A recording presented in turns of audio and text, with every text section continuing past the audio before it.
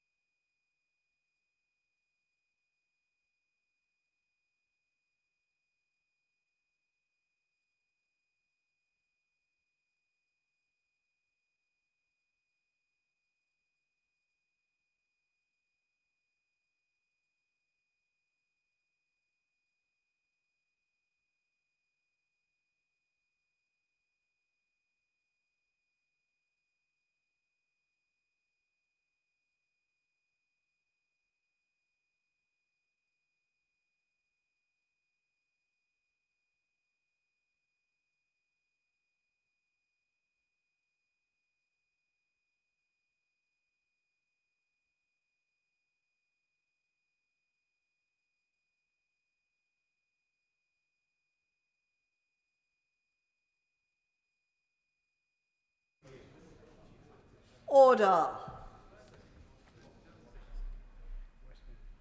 The ayes to the right, 317. The noes to the left, 181. The ayes to the right, 317.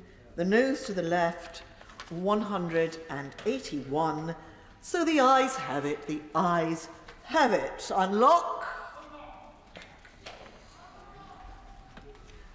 The business of the House motion that the House has just agreed to provides for motions 3 to 9 on today's order paper to be debated together. But I can assure the House that the question will be put separately on each motion at the end of the debate.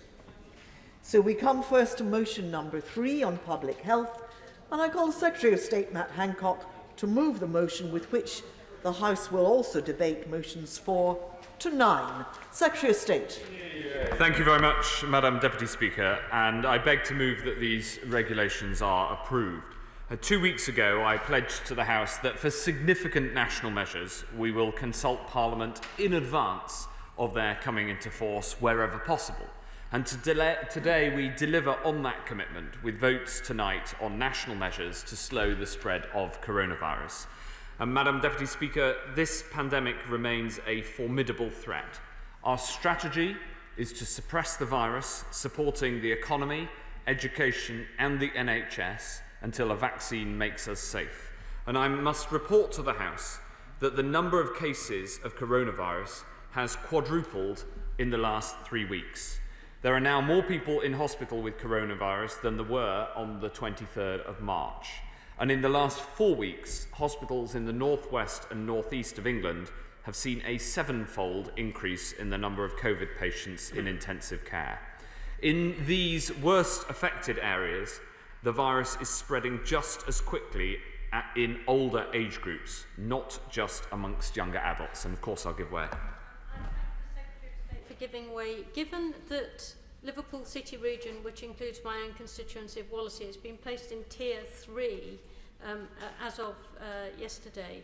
Could the Secretary of State just outline if there are plans to reopen or revive the Nightingale hospitals to serve that region? And I don't mean the hospital in Manchester. Well, yes, as she'll know, 3 Nightingale hospitals were put on alert yesterday to be reopened, and the Nightingale closest in question is in Manchester, but we keep this under review because expanding the capacity of the NHS is one of the things that we can do.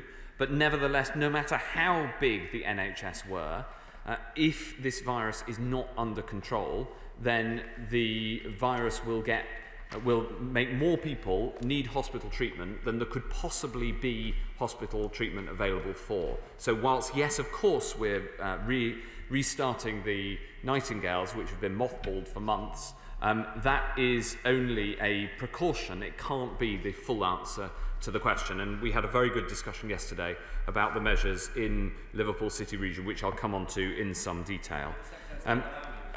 I'll give way one more time and then make a bit of progress. Just following up what my right honourable friend said about, our strategy is to suppress the virus until a vaccine makes us safe, until science saves us. But of course there is a possibility, and the Prime Minister yesterday was very wisely cautious in his answer to our honourable friend from Wickham in his response around the vaccine. What if it doesn't come? And what if it comes and the efficacy of it is not good enough, and there are challenges with rollout and all sorts of other challenges that he and I know about, the anti-vaxxers notwithstanding?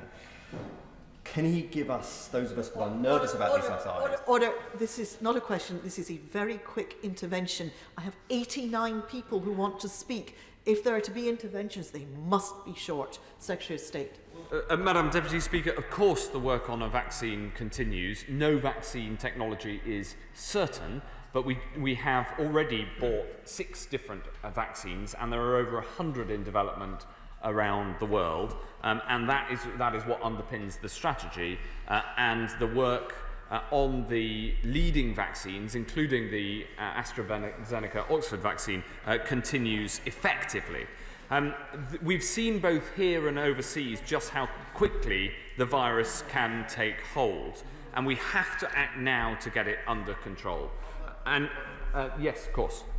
At the beginning of August, Calderdale had just 4 people in hospital with COVID, 0 in ICU, and spikes in just 2 wards.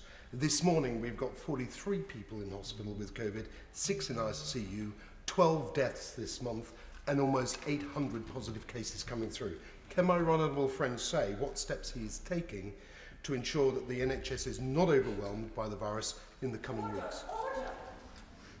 I have just said that we mustn't have long interventions. These are the speeches that people are waiting to make later.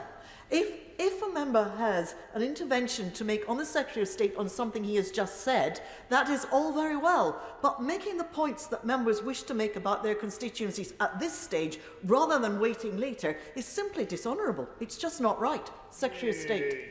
Well, Madam Deputy Speaker, my honourable friend, because he is an honourable man, it makes an important point that has wider context than just his constituency, which is that we must make sure that we control the virus. My heart goes out to the families of those in his constituency who have died, because the only alternative to suppressing the virus is that it then expands exponentially. That is what happens with a virus if the R is above 1. And I know that some people do feel that we should adopt a more relaxed approach, but I think it will lead to more of the sort of thing that my honourable friend has related from his constituency. Some people have set out, just 1 second, some people have set out this more relaxed approach, including in the so-called Great Barrington Declaration. And I want to take this argument head on, because on the substance, the Great Barrington Declaration is underpinned by 2 central claims, and both are emphatically false. First, it says that if enough people get COVID, we will reach herd immunity. This is not true. Many infectious diseases never reach herd immunity, like measles and malaria and AIDS and flu. And with increasing evidence of reinfection, We should have no confidence that we would ever reach herd immunity to COVID, even if everyone caught it. Herd immunity is a flawed goal without a vaccine, even if we could get to it, which we can't. The second central claim is that we can segregate the old and the vulnerable on our way to herd immunity. This is simply not possible. As the medical director of the NHS said yesterday, we cannot somehow fence off the elderly and the vulnerable from risk while everyone else returns to normal. It's neither conscionable nor practicable. Not when so many people live in intergenerational homes, when older people need carers who, of course, themselves live in the community, and not when young people can suffer the debilitating impact of long COVID. Whenever we've seen cases among young people rise sharply, we then see cases among the over 60s rise inevitably thereafter. And we are not the kind of country that abandons our vulnerable or just locks them up. If we let this virus continue unchecked, the loss of life would be simply too great to contemplate. And we know it would put our NHS at risk, as my honourable friends have just said. We know this both because of what happened in March and because of what is happening right now. We've already heard from the heads of the Academy of Royal Colleges and the Royal College of Emergency Medicine that if we don't act fast and come together to quash this virus, then we risk putting the NHS under extraordinary strain, both for COVID treatments and non-COVID treatments too. And of course, I give way to my right honourable friend. My right honourable friend, how long do the scientists think we will need these lockdowns for, and what's their exit plan? Well, we have seen the exit plan from local lockdowns. For instance, in Leicester, where we had a firm local lockdown, the case rate came right down. We lifted that, and we have sadly seen it start to rise again. So it is determined by the amount of social mixing that the lockdown reduces. And so there is an argument that in some of the parts of the country where the case rate has continued to rise, there is an argument for further ensuring that you don't get the contact that is at the root of the virus spreading. And that is the challenge, is how to calibrate the lockdown to get the virus under control whilst doing the minimum damage to the economy and to education. And I'll give way to the honourable lady and then my right honourable friend. Thank the Secretary of State for giving way. Will he acknowledge, a simple yes or no, that we wouldn't be in this position in the first place, and actually the best exit strategy is by having an effective system of testing, tracing and isolating, which is locally led, and if that were working properly, even SAGE has admitted it isn't, we wouldn't be here. We have one of the biggest systems of tracking and tracing in the world. And the idea that I sometimes get from people in this House that somehow it is not one of the biggest in the world or one of the most effective in the world, I get that in this House. We don't get it when I talk to my international colleagues. They ask the question, how did you manage to build this capacity so fast? And that is the truth of it. Of course we need to continue to build it. Of course we do. And of course we need to make sure it's continuously more integrated into the local communities who can often go and reach the contacts who the national system find it hard to reach. Of course we need to do that.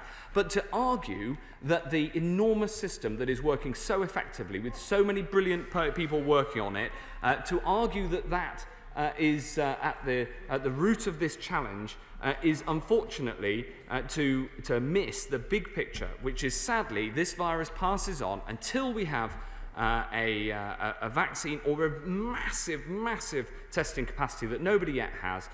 This virus passes on through social contact, and that is what we need, unfortunately, to tackle in order to get this under control. And I just want to make this point on the numbers. In the first peak, around 8% of people caught COVID and 42,000 people died. If we don't have the virus under control, even with the better survival rates that we now have, thanks to both drug discoveries by British science and improvements in clinical practice, those figures will multiply. And in addition, then, harder economic measures would inevitably be needed to get it under control and needed for longer. And if you, like me, Madam Deputy Speaker, want our economy back on full throttle, then we need to keep this virus in check. I'll give way. Yes. Full to the Secretary of State. Yesterday, in his call with Merseyside MPs, he was asked about a circuit breaker lockdown, and he did not say that SAGE had recommended this 3 weeks ago. So is that the case? And will he now publish the full scientific evidence for a circuit breaker lockdown? The SAGE advice that ministers receive is, of course, published. And we've had great debates in this House about that, and it is published. And then we make decisions that are guided by the science, taking into account all of the different considerations that we need to look to. Yes. Right, Honourable Friend. Look, I think it's worth giving credit to the NHS Test and Trace team for the growth in testing, but the evidence published yesterday said that the impact of the testing and tracing system was only having a marginal effect on reducing the virus. So my argument to the Secretary of State is, can he look not just in high-risk areas, but in all areas, to get more of the contact tracing done by our fantastic directors of public health and their teams? Yes, absolutely, and we are doing precisely that. And the way that it works, where it works best, is that the big national system makes the immediate and rapid contact with people who test positive. And for more than half of people, that is immediately successful. And then when contacts are harder to make, they pass the data to the local team, who don't have the scale to do the immediate rapid contacting, but do have the boots on the ground and the local knowledge. And that combination of the two is what works best where it works well. I'll give away one more time and then make some progress, Madam Deputy Speaker. I'm most grateful to my right honourable friend, who's making a very compelling case. But will he bear in mind that in the West Midlands we are concerned yesterday that the change that was made was on the basis of neatness and not on medical need? Will he reassure me that he will always listen carefully to the West Midlands Mayor, Andy Street, as these matters all develop? Yes, yes. In the introduction of the three-level system does mean that in some areas where the local area has been working so effectively under the leadership of Andy Street in the West Midlands, to get the curve flattened, there has been a rise in the last few days of data, but it has essentially made a huge amount of progress. There have had to be changes made there, but I will absolutely recommit to working with Andy Street, who is an incredibly effective voice for the West Midlands, to make sure that what we can do together can best deliver to control the virus in the West Midlands. And I pay tribute to my right honourable friend who makes the case on this so effectively, because protecting our economy and protecting our health are not alternatives. We must act and keep the virus under control to protect lives and livelihoods. And here, Madam Deputy Speaker, I strongly believe that every single one of us, young or old, has the ability to help to suppress this virus through the actions that we take. And the best way to protect the vulnerable, to support the NHS, and to protect the economy is to get the rate of transmission down. Now, turning to the steps we're taking to do this, and therefore the instruments before the House today, yesterday the Prime Minister provided an update on the measures that we're taking, and this centres around 3 local COVID alert levels in England. Yes. I'm very grateful. The incidence of the rate of transmission varies very significantly within the 8 different districts of North Yorkshire. When we're looking at putting different areas within the different tiers, can we look at that by district rather than looking at a county level? Yes, absolutely. And in fact, I'll go further than that. We look at it at sub-district level, if that's appropriate. In High Peak, we put 4 wards into level 2, and the rest of the wards stayed in level 1. So we're prepared to look at sub-district level if that's appropriate. And in the case of, for instance, some of the districts within North Yorkshire, they have individual outbreaks in individual institutions that we're managing. We shouldn't mistake that for general community transmission and therefore put them into a higher level than is necessary. And I'm very happy to go through the local epidemiology from near Thirsk that affects my honourable friend's constituency.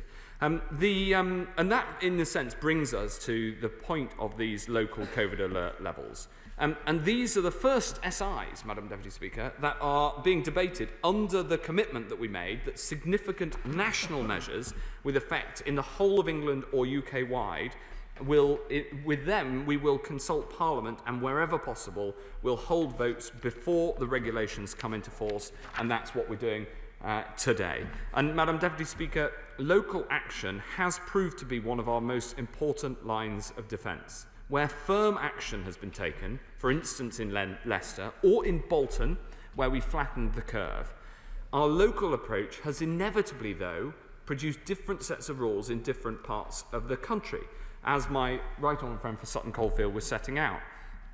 We've already moved towards simpler national rules centred on the rule of 6, and now we're acting to simplify and standardise the rules at a local level too. These regulations set out 3 levels of alert: medium, high and very high. The medium alert level, which will cover most of the country, will consist of the current national measures. This includes the rule of 6 and the closure of hospitality at 10 p.m.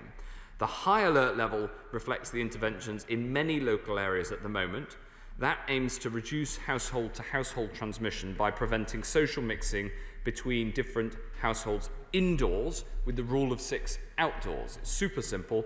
No household mixing socially indoors, the rule of 6 outdoors. And the very high alert level will apply where transmission rates are rising most rapidly and where the NHS will soon be under unbearable pressure without further restrictions. In these areas, the government will set a baseline of prohibiting social mixing, whilst allowing households to mix in public outdoor spaces, and the reason for that is that's where the risk of transmission is lowest, so long as, of course, the rule of 6 is followed. This baseline is set out in the very high alert regulations being considered today. Pubs and bars will be closed, and will advise against travel into and out of very high risk areas. And we also offer a package of support for individuals, businesses and councils, and this includes more support for local test and trace, as many have asked for, more funding for local enforcement, and the offer of help from the armed services, and the job support scheme as announced by the Chancellor. And Madam Deputy Speaker, this is best done as a team effort, and we want to build local support on the ground before we introduce these measures wherever possible. So in each area, we'll work with local government leaders on the extra measures that need to be taken. We do not rule out further restrictions in the hospitality, leisure, entertainment or personal care sectors, but retail, schools and universities will remain open. I'm very grateful to my right honourable friend for giving way. In buying in the local community, I'd be grateful if he'd consider whether there be a government postcode checker so people know exactly where they should be in having the 3 tiers. Thank you. Well, my honourable friend, the honourable gentleman, my friend, the honourable gentleman, says from a sedentary position that was his idea. Well, success has many fathers, because I can tell my honourable friend over here that such a postcode checker was launched this morning. And I'll send him the link. It's in beta still, so it's constantly going to be improved, not least to make sure that if postcode covers an area that's in 2 different levels, to make that clear, that needs is being sorted at the moment. But a postcode checker is a great idea. It tells you the local risk. And furthermore, the NHS COVID app, which has now been downloaded by over 17 million people, that has a link to your local alert level as well. Turning back to the measures before us, we'll keep these measures under constant review, and while the overarching regulations sunset after 6 months, paragraph 1 of Regulation 1105 makes clear that the allocation of a particular area to local alert level 3 will automatically expire after 28 days. We'll work with local areas on the level they need to be at, and this work continues at pace. Decisions to move local areas between the levels will be considered by the JBC, working across government and with local government on the normal weekly cycle. While of course there will be times when we need to act quickly to contain the virus, we want to give the opportunity for the House to consider the measures in the medium and high local alert levels and the baseline measures for the very high alert level, and I would urge the House to support the measures set out today. Thank you very much. Thank you, Madam Deputy Speaker. He mentioned that they will work with local authorities when moving authorities between areas. Will he also give time for measures local authorities may already be taking, such as in Newcastle-under-Lyme, to see the effect of those before moving areas from one tier to another? Yes, that's a very important point, and taking into account all local considerations and working with the local Director of Public Health and political leadership is important to get exactly that sort of consideration into the decisions. Madam Deputy Speaker, if you'll permit me, I'd like to set out, as the Prime Minister did yesterday, the details of where we've reached with the Liverpool City region. Liverpool will move on to level 3 tomorrow, and as well as the baseline measures, that is, as well as closing pubs and bars, gyms, leisure centres, betting shops, adult gaming centres and casinos will also close, and I'd like to thank all the local authorities who've been working with us to keep the virus under control, but there is more work to do. Madam Deputy Speaker, the regulations under consideration today also include measures on the obligations for businesses. Regulation 1005 makes it a legal requirement for a range of premises to collect, retain and, where relevant, disclose contact details as part of NHS test and trace. Regulation 1008 allows for fixed penalty notices to be given for breaches of COVID-secure business guidance in various settings, primarily hospitality. These are amended by Regulation 1046, which adds the need for a range of premises to display information about the need to wear face coverings. And finally, Madam Deputy Speaker, Regulation 1029 increases the fines for those flouting targeted action to close specific public places that are a threat to public health.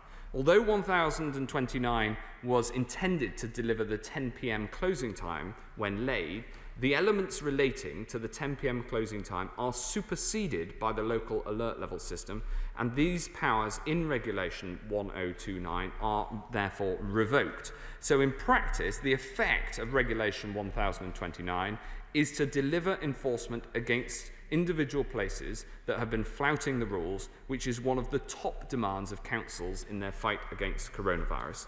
And I know that most people and most businesses have been doing their bit, and these changes are there to ensure that the vast majority of responsible businesses are not undermined by others who aren't following the rules. I'll happily give way. Thank you, Madam Deputy Speaker. The Secretary of State talks about a regulation that has been enforced for 4 weeks in terms of pubs closing at 10 o'clock. There may be some undoubted positives on health, but we see some negatives with people amassing together on public transport and the streets. Do the positives outweigh the negatives as far as the science is concerned? Yes, I believe that they do. And I will give 3 reasons why I think that these measures are the right ones. The first is that we already now have evidence from accident and emergency departments that we've seen a reduction in alcohol-related admissions late at night after the 10 p.m. curfew.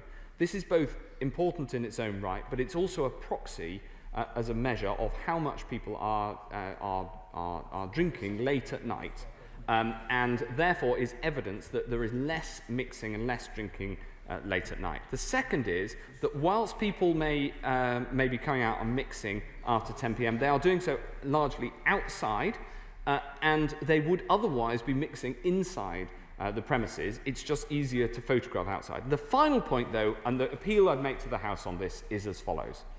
Since, in order to control this virus, we need to reduce the amount of social contact, sadly, that is necessary, and we're trying to protect as much as is possible education and protect as much as is possible work, essentially that leaves socialising as the other part of life, of activity, where people transmit the virus. And so it is therefore understandable that governments around the world and around this United Kingdom, governments of all different stripe, political persuasion, have all come to broadly the same conclusion, which is it is necessary to restrict socialising, because that way we reduce the transmission with the least damage to education and the economy. So whilst there is both direct and proximate evidence for the impact, the positive impact of this measure. There is also the strategic point, which is if we want to control the virus and we weren't to do this, we would have to do something else, and we want to, as a matter of policy choice, protect education and protect work. And Madam Deputy Speaker, I will now come to my concluding remarks, because we know only too well the damage that this lethal virus can inflict, the strain it can put on our NHS, and the way it can upend our closest relationships and our freedom to do the things we love.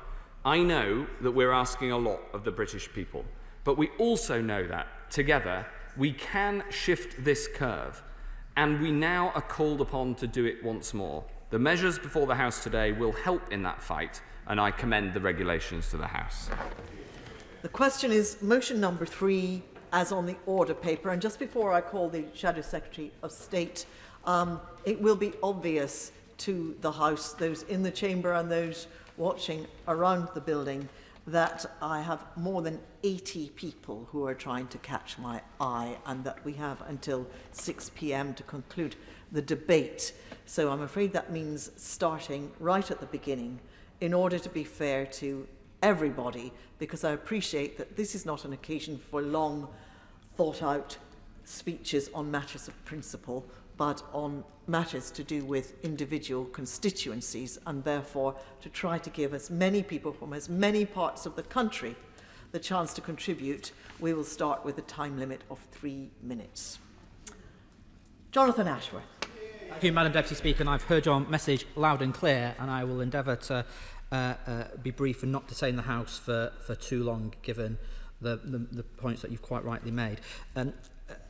The House will understand we are grappling with a virus that spreads with speed and severity, and throughout this crisis we have urged the government to adopt an approach with the strategic aim of suppressing the virus, bringing the R below 1 in order to save lives, minimise harm and keep our children in school. This has to be our priority, and no one should be surprised that with autumn and as we are in autumn and going into winter, that this would present us with immense challenges when dealing with the virus. Before the summer, the Academy of Medical Sciences, in a report commissioned by the government, modelled that we could see 119,000 deaths between September and June 21. The Academy also warned, as did we, that without an effective test, trace and isolate regime, the virus would get out of control. Sadly, we were proved correct.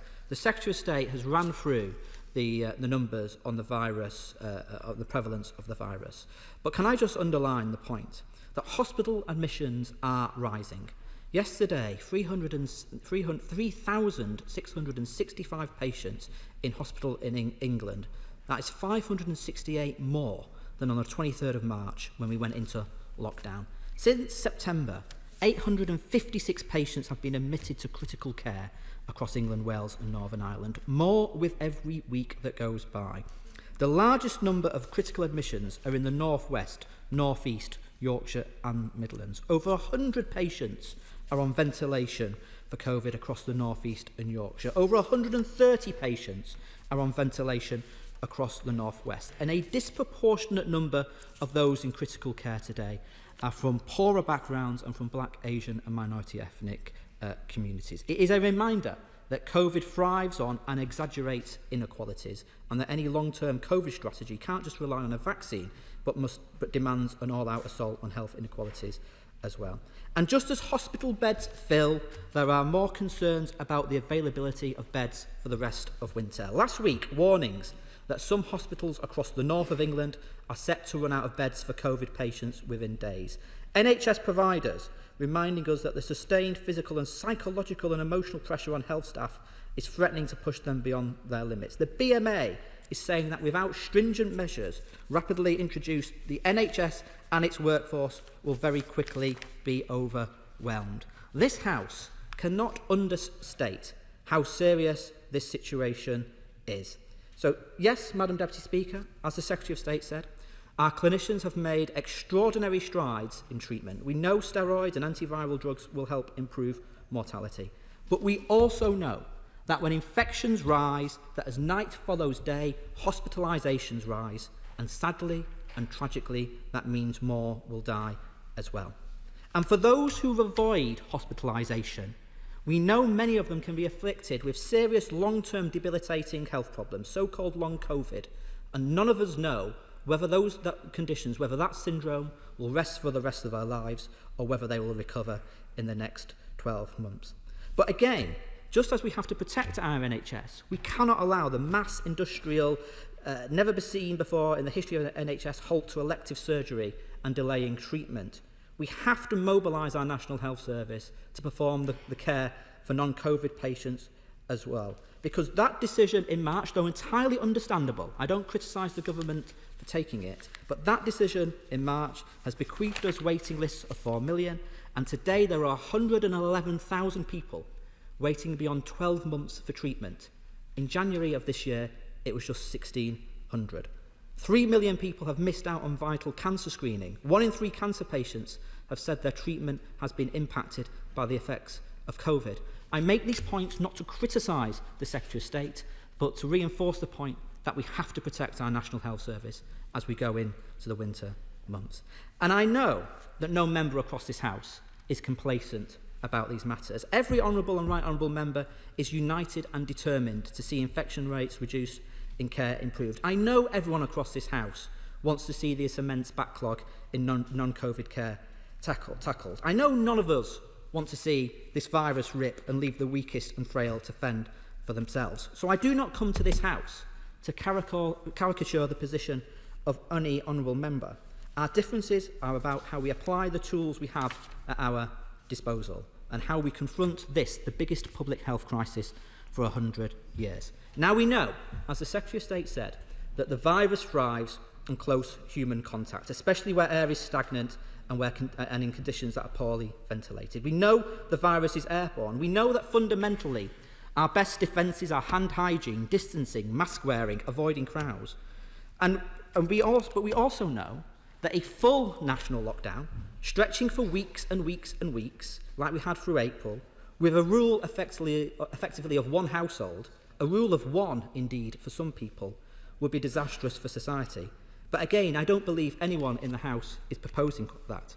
The question is, what measures can be taken now to bring R below 1 without resorting to that full lockdown? We know that when 8 million children return to school, that would have put upward pressure on infection rates. I'm critical of the government for not providing the extra testing capacity that would have been needed and should have been obvious. But we must do everything we can to keep our children in school. The implications of children not being in school are devastating to their life chances and development. We know that crowded public transport puts upward pressure on infection rates, but I don't believe any member of this House would consider it sensible to close public transport networks, to close the Underground or to close the Metrolink across Manchester.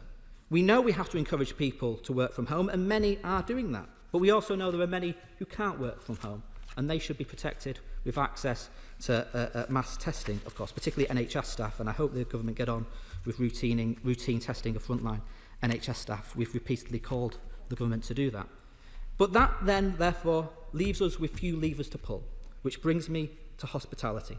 Because, and I'm sorry to say it, but pubs and bars do bring people together. Every member across this House knows that after a few drinks, people lose their inhibitions. It should come as no surprise to us that social distancing breaks down, and if bars and pubs are poorly ventilated, as sadly some are, the airborne transmission is more of a risk. And I know members will point out to me, as they have done in the last few days, that the data shows household interaction is the biggest driver of transmission, and that is correct. But how does the virus get into the household in the first place? It doesn't come down the chimney like Father Christmas, Madam Deputy Speaker. Someone brings it into the house. But if we cannot close schools, if we cannot close workplaces, if we cannot close shops, if we cannot shut down public transport, then the only lever we have is hospitality.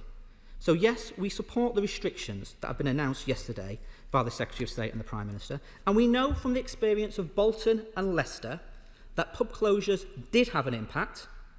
The virus is still prevalent in my city and in Bolton, but without those pub closures, the virus would have been driven up further. So we support the measures that have been announced, as difficult as they are, Madam Deputy Speaker. And indeed, we support the measures aimed at containing the amount of time that people can spend in the pub.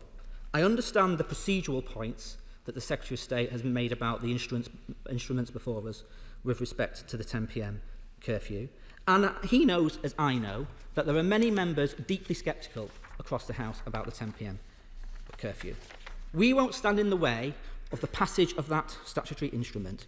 But can I say to the Secretary of State, if the procedures of the House would have allowed it, we would have brought forward an amendment to that part of the instrument to implement the Welsh scenario, where, as I understand it, there is drinking up time, there is off sales are banned after 10 o'clock, and you don't have the hard stop at 10 p.m, because we've all seen the pictures, as the honourable member from Bexhill, yes? Yeah, Bexhill and Battle pointed out. Although I do have to say to my humble friends, who many of whom make this point about city centres filled with revellers coming out the pub, you know, it's not as if we saw these pictures only once this 10 p.m. curfew was introduced. We have seen these pictures before in our city centres, sadly. I mean, I have been on public transport after 11 o'clock at night in city centres and seen people. So this is a long-standing issue. The 10 p.m. curfew does not help it, but let's not pretend it has caused all these issues. I'll give way, but I don't want to give way often because of the timing. Amend it. Will he also amend it so that off-licences can't sell after 10 p.m? Yes, I think I made that point, but yes, I most certainly would. And if I'd put forward that amendment, I hope the honourable gentleman would have gone through the division lobbies with us. I know since he left the government, he's very relaxed about going through the division lobbies with the opposition. Excuse me, I drank my water too quickly because your intervention was shorter than I was anticipating. Listening to Madam Deputy Speaker's fault. So I beg your pardon. It's not the virus. I can assure members. Anyway, but I also have to say to the Secretary of State, and I'm sure many members affected by this in recent days will know that the decisions made to put an area into restrictions will only be effective if made in conjunction with local people. I know this extremely well as a Leicester member, where we have had restrictions in Leicester now for 105 days or 106 days. I believe it is.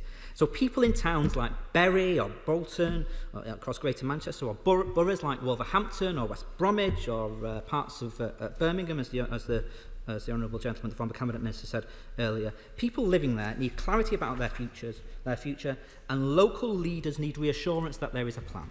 Local leaders need reassurance that if they're put into a particular tier, there is a plan to get them out of that tier and moved into the lower tiers. And also, it is not clear at the moment why particular areas are in the medium tier and not in the tier 2, for example. I don't want to pick on my near parliamentary neighbour from Charnwood, but I hope he can answer when he responds to debate.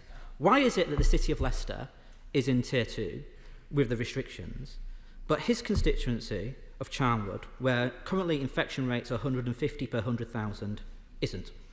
Why is it that North East Derbyshire, where infection rates are 164 per 100,000, are not in that tier? Why is it Barrow, where the infection rates are 277 per 100,000, are not in that tier? There are lots of other examples across the House. I think people living in areas where restrictions are in place would like to be reassured that there is some consistency on these matters and that decisions are made in a transparent way. I don't want to pick on his area, but I think you can see the point I am trying to make. But of course, those areas where hospitality has closed, they need support to save jobs and protect livelihoods. Because at the moment, there is a financial package on offer for Tier 3. This side of the House does not think it goes far enough. We do not think it is adequate. But there is no financial support for Tier 2, even though there will be a significant impact on the local economy, as we have seen in Leicester. Finally, on Tiers 2 and 3, could the Minister, in responding to debate later, say a little bit about care homes? Because what does he say to the thousands of families who under Tier 2 and now in Tier 3 will not be able to visit their loved ones in care homes? The impact of a loved one in a care home not being able to see their family is immense, especially in the winter months as we run up to Christmas. So what steps will the government take to support those areas in Tiers 2 and 3 so families can safely resume visiting their loved ones? And will he commit to a 24-hour turnaround in test results in care homes so that care home residents are protected? And this brings me to testing and tracing. One of the great strides we made in Leicester with door-to-door testing. Can the Minister guarantee that any area in Tier 2 and Tier 3 will get capacity for door-to-door testing? And back in August, the government promised that local areas would have more control over test and trace, with dedicated teams backed up by local authorities. But under this tiered system, it was reported yesterday that only areas in Tier 3 would have greater local control over contact tracing and testing. But why isn't this put in place months ago? And why isn't it put in place everywhere across the country, not just for Tier 3? Because this is the point that the honourable member from the Forest of Dean made, and he made it extremely well. If the testing and trace regime, I'm sorry, has become a broken system that continues to misfire. And we even have SAGE now warning that it is having a marginal impact on transmission, as the right honourable gentleman said. To be frank, and I know opposition members groan at this, but to be frank, if Serco haven't come up with a solution by now, they never will.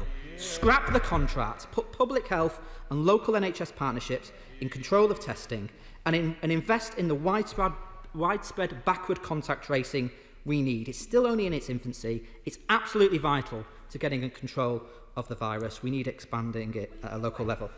I will, but I'm conscious of time. But I thank him for giving way. Will he agree with me that one of the other reasons why SAGE said that test and trace and isolate is having a marginal impact is because the isolate part isn't working? And does he agree with me that rather than slapping £10,000 fines on people for not self-isolating, what we actually need to do is provide incentives and support so that people isolate?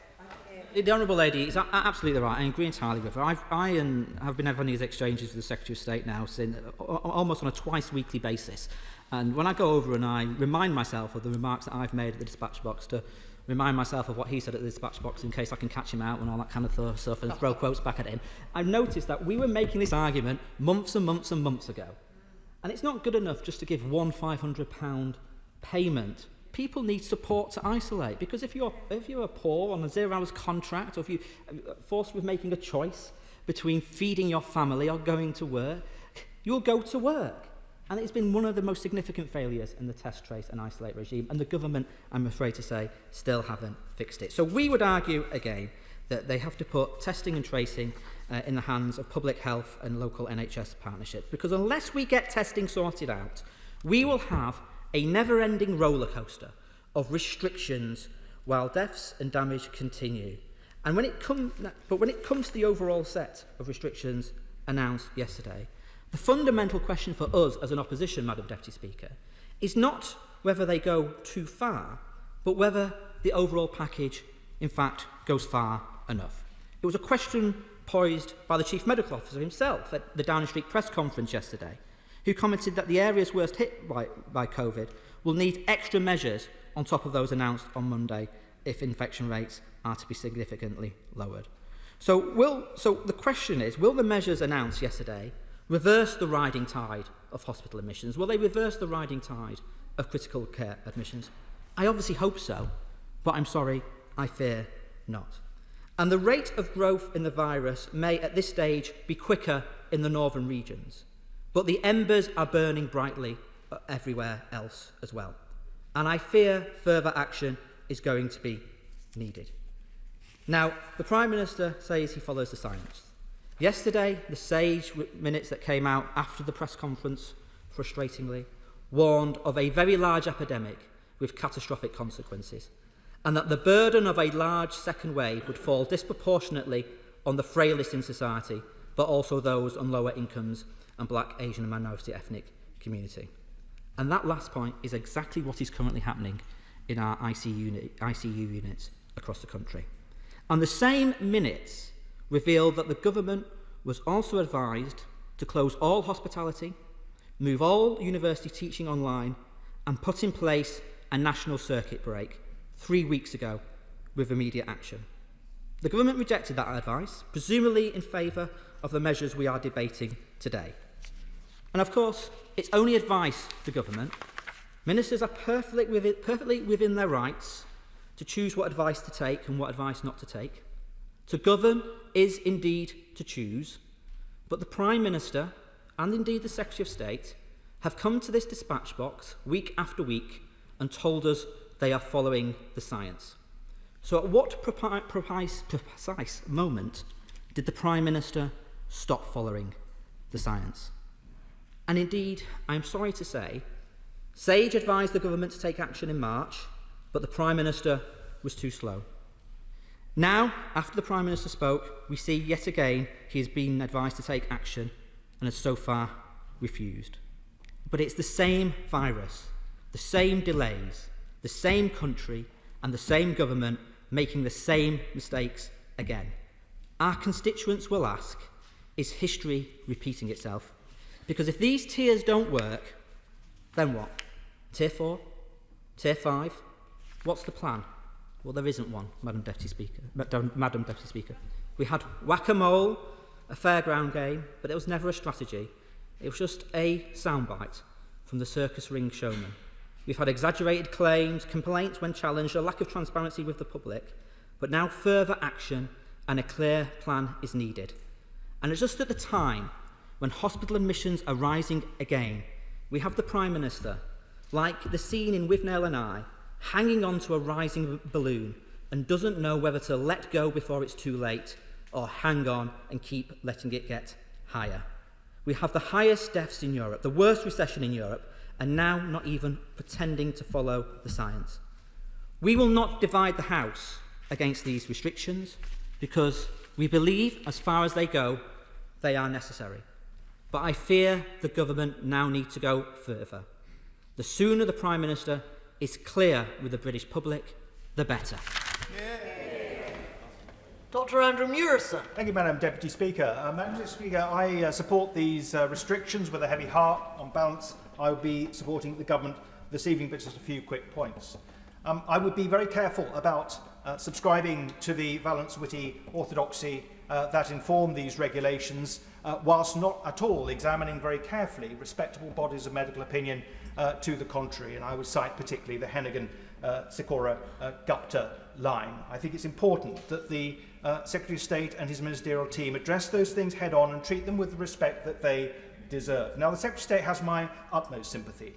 When coming into office, he opened a box marked public health and found tools for doing all sorts of things like sorting out lifestyle problems, obesity, smoking, diet, all of that. He found very few, I suspect, that were geared towards dealing with infectious diseases, particularly this infectious disease. And he's done some good things, I have to say, to try to remedy that in a very short space of time. Can I suggest to him to sort out the honourable gentleman, the member for Leicester South's obsession with Serco, that he looks again at the Public Health Laboratories Service that was in its second incarnation, the Health Protection Agency, abolished in 2012, and he might find in such a thing the means to deal with infectious diseases of this sort in the future. We need to be careful about groupthink and confirmation bias and a thin evidential basis and uncertainty masquerading as certainty. There is a huge margin of uncertainty with all of this, and we all need to develop a level of humility when developing our attitudes towards dealing with this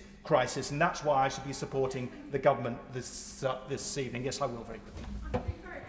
If you see, but I can't let the honourable gentleman get away with that. There were 2016, Operation Cygnus was very clear about what needed to happen. It wasn't a question of if there was going to be a pandemic, it was when. And the government failed to introduce all the recommendations from that. I will not let them get away with this. Well, the Honourable Lady can do what she likes. The Secretary of State is dealing with the situation that he found at the time. And I have to say, developing the National Institute for Health Protection in short order from the disaster that was Public Health England, I think was a very good effort. But there's much, much more to be done, as the Secretary of State, I know, appreciates. Can I sound this cautionary note for the Secretary of State?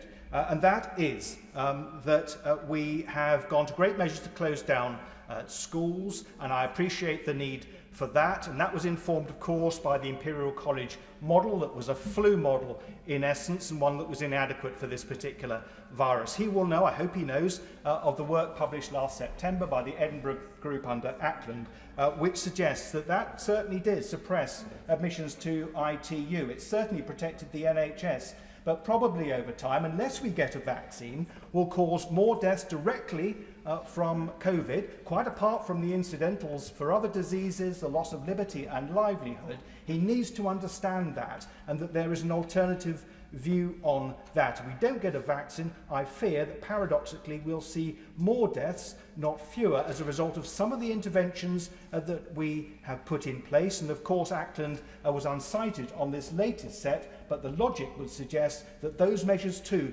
may, over time, if we get a third and fourth wave, cause more trouble than they solve. And it's a respectable piece of work, and he needs to take account of that.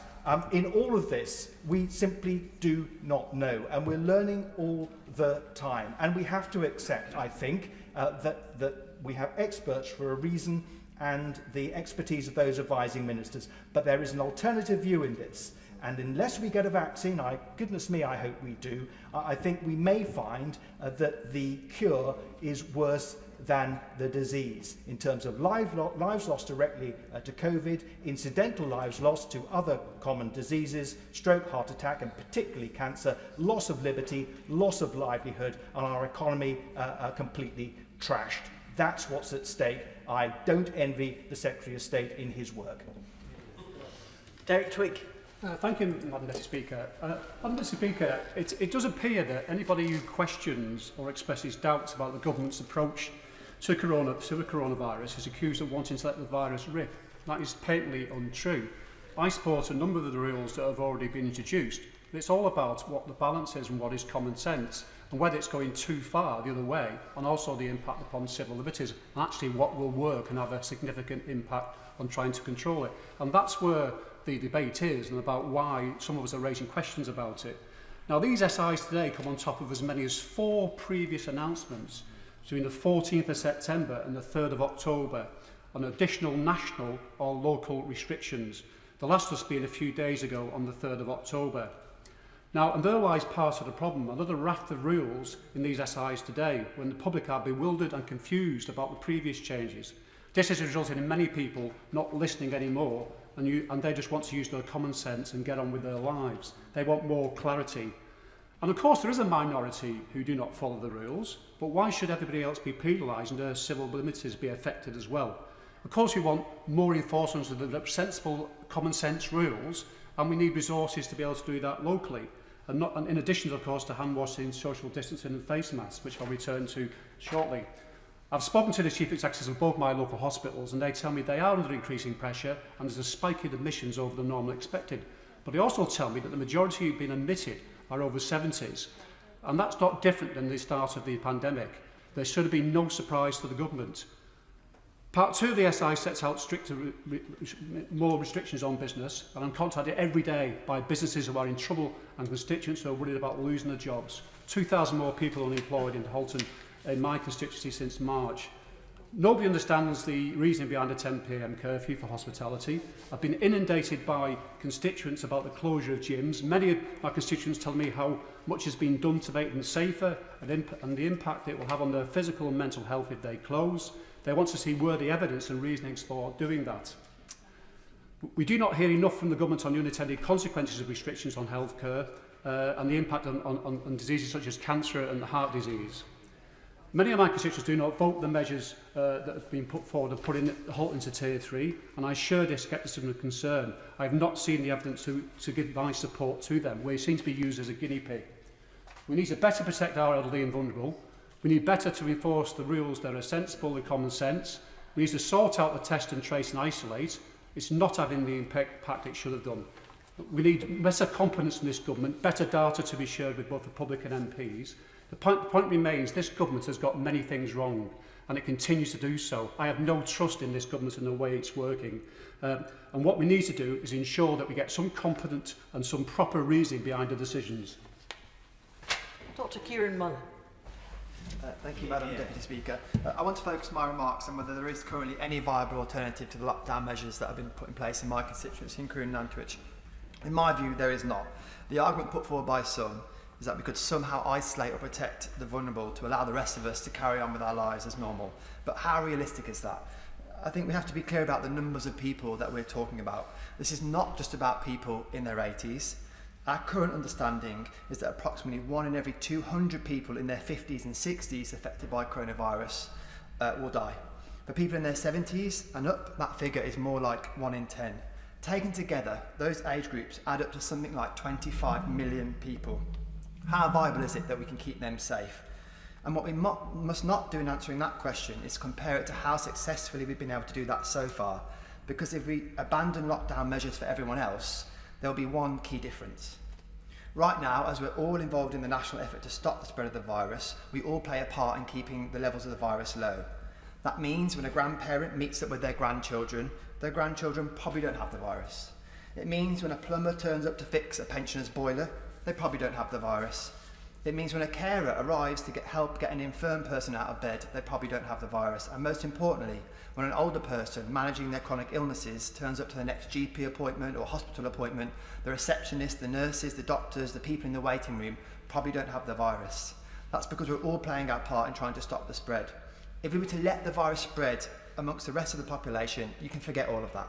We'd reach a point where in every single one of those examples, the vulnerable person would stand a very real chance of catching the virus because it would be rampant. The reality is, that is the reality of the strategy some are proposing. We'd be effectively telling 25 million people to play Russian roulette every time they step outside their door. They can hug their grandchildren, but they run a real risk of catching a deadly disease if they do that. They can go to work, but they run a very real risk of catching a deadly disease if they do that. And most importantly, if they go to their cancer screening, their radiotherapy, their chemotherapy, again, they would run a very real risk of catching a deadly disease. That is no choice at all. But we do have a choice, and that is to persevere. It's not easy, and I have no doubt that we're paying a terrible price in terms of the economy, our well-being and our health. But I simply cannot see how that price will be outweighed by the loss of life on the scale we would see and the restrictions we would have to put in place on 25 million people if we were to give up. I just don't think we can justify abandoning the older members of our society to their fate. Not when, if we buy them more time, I believe we will find other ways forward. Whether it's a vaccine or mass daily testing, I think science will provide us with the solutions. I could be wrong, we could lose that battle in the long run, but we haven't lost it yet, and I don't think the British people are ready to surrender. I know I'm not. We must push on with these measures. Maria Eagle. Thank you, Madam Deputy Speaker. The coronavirus situation on Merseyside is such that I accept that something serious needs to be done. Yesterday in Aintree and the Royal Hospitals, 279 coronavirus positive patients, the highest number in any English hospital. Substantial and widespread community transmission, 600 cases per 100,000, and not just in student areas. A high incidence, and this is the worrying thing, of spread to vulnerable groups, particularly people over 65 years old, 31 in critical care. So something definitely needs to be done. But I do worry that the way in which a government has handled the pandemic so far and its manifestations and what impact this has had on the current situation in the northwest isn't helping. There's widespread feeling that lockdown in the Liverpool city region was lifted before cases had fallen far enough. The failings and increasingly poor performance of the nationally arranged test and trace system are making controlling the virus much harder. People are waiting many days to get results. Very many contacts of those testing positive are going untraced until it's too late for isolation to make a big difference. The lack of discussion, candour, until recently even engagement with local leaders, mayors and MPs means that there is a trust issue which was worsened by yesterday's events, at which the CMO suggested that these Tier 3 measures, which the Prime Minister had told the House would stop the epidemic growing. He said he had a high confidence that the base measures in it would not stop the epidemic growing. And then even later, we heard as my honourable friend from the front bench said, the Sage Minutes suggesting widespread scientific advice not being followed 3 weeks ago in September. So we do need, and I urge the Minister, to have more transparency, more openness from government. We don't have enough of it. Let's have the information in real time and let's work on it together. But most of all, Madam Deputy Speaker, we need proper financial support for the people on Merseyside affected by these very serious restrictions. Tier 3 measures are going to devastate some of our lowest paid workers. We can't defeat the virus on the cheap, and we shouldn't do it on the basis of the living standards of the poorest. The level of assistance proposed so far is inadequate to the task. There are 41,000 people, according to the TUC, in the city region area who might benefit from the local furlough scheme. But there are many, many thousands more whose businesses will not be forced to close, but who will not benefit by one penny from these proposals and from the support. It is not enough. More is going to have to be done to support local people in Tier 3 areas and to prevent penury following on from the pandemic. John Redwood. Madam Deputy Speaker, the government is desperately trying to find that balance point between protecting livelihoods and protecting lives, and I'm grateful to them for all they're doing to try and bring that off. But I think the only way forward is to get maximum buy-in by the public. I don't think there is a perfect set of rules or laws that can be enforced. We don't have enough police, and it would require a mighty explanation task. So I think the more they can do by means of persuasion, by sharing with the public the dangers and showing them how hand washing and distancing and not mingling in closed spaces is going to work, is the way forward. I'm very apprehensive about how much of this is enforceable. Test and trace can only work if, when the person is actually traced, they're then willing to cooperate. But quite a lot of people leave funny names apparently, or they're not available when the people are trying to contact them, or when they are told that they are a contact, they decide they're too busy to follow the procedures. And they may be genuinely too busy. They've got real conflicts in their own lives about looking after relatives or sorting out children or cooking meals for home, whatever it is, and very difficult to suddenly isolate if they don't have the property and the means to do all that. So we need to carry them with us. So I think there needs to be a more energetic reliance on persuasion and less on formal rules. And my other worry about the strategy is I do think we need a plan B for the possibility there isn't an early and successful vaccine. Now, we all hope the Secretary of State's right. And we all hope that by the spring there's a vaccine that works, that can be produced at scale, enough people want to take it, and so then the problem goes away in the spring. But there may not be. It may fall down on one or more of those requirements. So I would urge them to think through what is plan B, because what we don't want is this continuous cycle where the virus pops up, we impose controls, the virus goes down a bit, we relax the controls, the virus pops up again. It is deeply destructive to social life, community life. It's going to destroy many more businesses, many more livelihoods, many more jobs are going to be lost. Business needs some greater certainty that they will be able to trade. So I would urge the government to be more open with us about what is plan B for no vaccine, and more open with everyone about how long these controls have to last and what their purposes are. Because if we take the 10 o'clock rule, which has become the iconic one that is opposed by some and supported by others, the problem with it is that people find easy ways around it. They comply with leaving the pub, but then they go and congregate in each other's homes and use off-licensed booze. So they may be breaking the rule of 6. They feel that that's a tolerable thing to do, and the police can't go to everybody's home to find out whether they're breaking the rule of 6, whereas the police can, of course, enforce the turning out the pubs. And it may be worse than to be drinking at home than drinking in the pub. So rules have their limitations. Let's get more buy-in by persuasion. That is our job as politicians. Yeah. Debbie Abrams. Thank you, Madam Deputy Speaker. I'd like to make the following points based on my 20 years' experience as a former public health consultant. Unfortunately, I don't believe the new tier system and measures that were introduced yesterday are sufficient to contain the virus.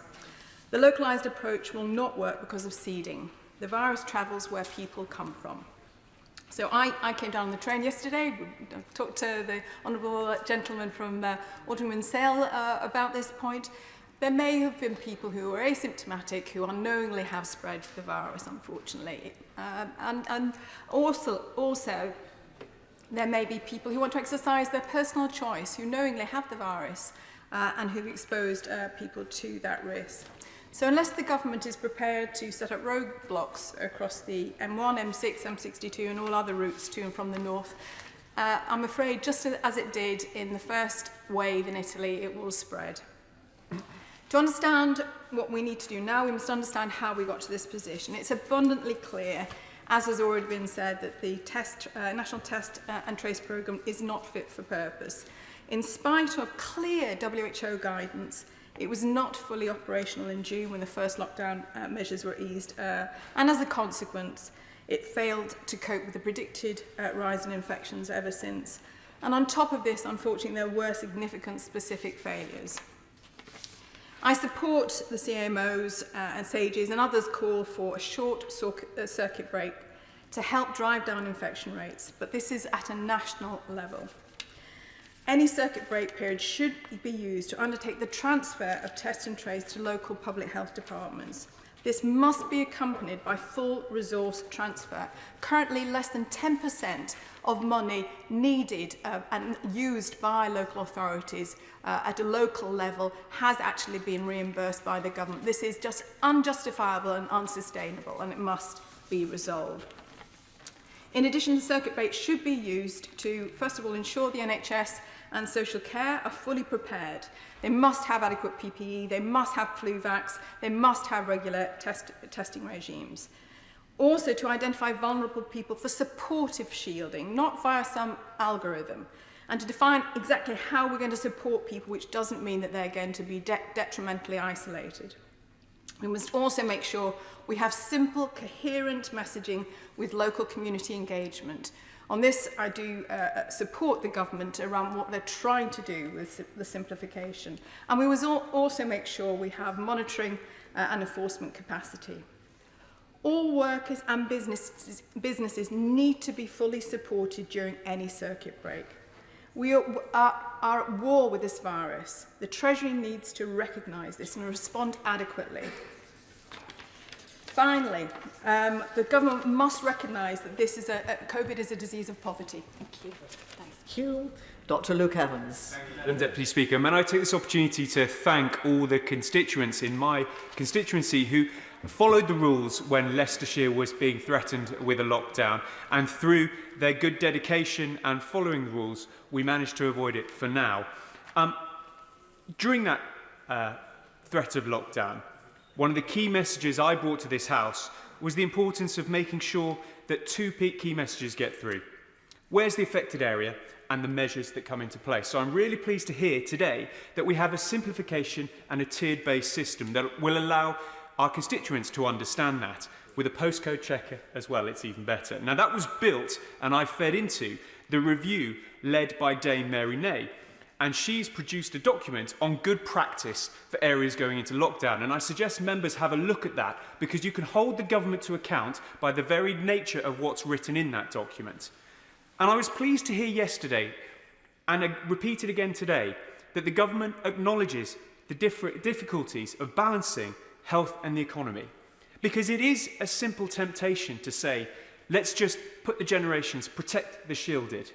But of course, the evidence shows that you can't do that generational spread does happen, and that's when the threat comes to our elderly and our shielded. What's happened this time is we've got a more nuanced response from the government, and I welcome that. This is good medicine to change as things progress. But what I want to focus on is the future. There are some short-term suggestions that I have for government to make sure we are clear with our signage about indicative dates, changes and accountability. The principles behind the decisions we take. So that when you say to someone, why can't I sing? You tell them, well, singing transmits it 4 times further. It becomes obvious how to interpret the guidelines. We want certainty for sectors, be it the wedding industry, be it events, be it the aerospace industry or travel industry. Be certain exactly what's going to be happening for them on a guided point. They welcome timetables, they understand if things move, but at least a clear direction is important. I welcome the aim for a vaccine, but until we get there, I agree, a plan B would be useful. We've talked about near-patient testing, and I've raised those questions in this House. Could it be in the future that before you come to speak to the chamber, you have a 20-minute saliva test, found to be negative, and then come and carry on your day-to-day life? Until we get there, I'd urge the government to read the Health Care Select Committee's recommendations on dealing with non-COVID sides. At the end of the day, health teaches us to help those who can't and empower those who can, and that should be the message the government takes forward. Rebecca Long-Bailey. Thank you, Madam Deputy Speaker. I am not confident, and nor is anybody confident, that the Tier 3 proposals for the highest rates would be enough to get on top of it. They were the words last night of the Chief Medical Officer. But sadly, the government knew this in September, when Sage Scientists had advised the immediate introduction of a list of measures, including a circuit breaker. In the following days, the Prime Minister only went ahead with the work-from-home U-term and a 10 p.m. curfew. And now we know the truth. Last night, the Sage minutes clearly stated that the curfew measure was likely to have a marginal impact, and also, it seems, is the government's tiered approach. Further, after the initial lockdown, any semblance of economic normality that would have also kept the public safe was predicated on a comprehensive test, track and trace system. But with people still making vast round trips just to get a test, and even then, their details risking being lost in an Excel spreadsheet never to be seen again, it's clear we don't have a comprehensive testing system. And then how can we forget Moonshot? Salford was to be one of the pilot areas testing this Moonshot programme. However, my local council confirmed to me this morning that some time ago now, they'd asked the Department for Health to share the clinical validity data behind this new technology. To date, this query remains unanswered, and until this morning, Salford City Council had been told to pause the programme. So can the Secretary confirm his current plans for the development of mass testing? Madam Deputy Speaker, we all know what needs to be done. Any resumption of normal life depends on bringing the infection rate down, followed by robust test, trace and isolate systems.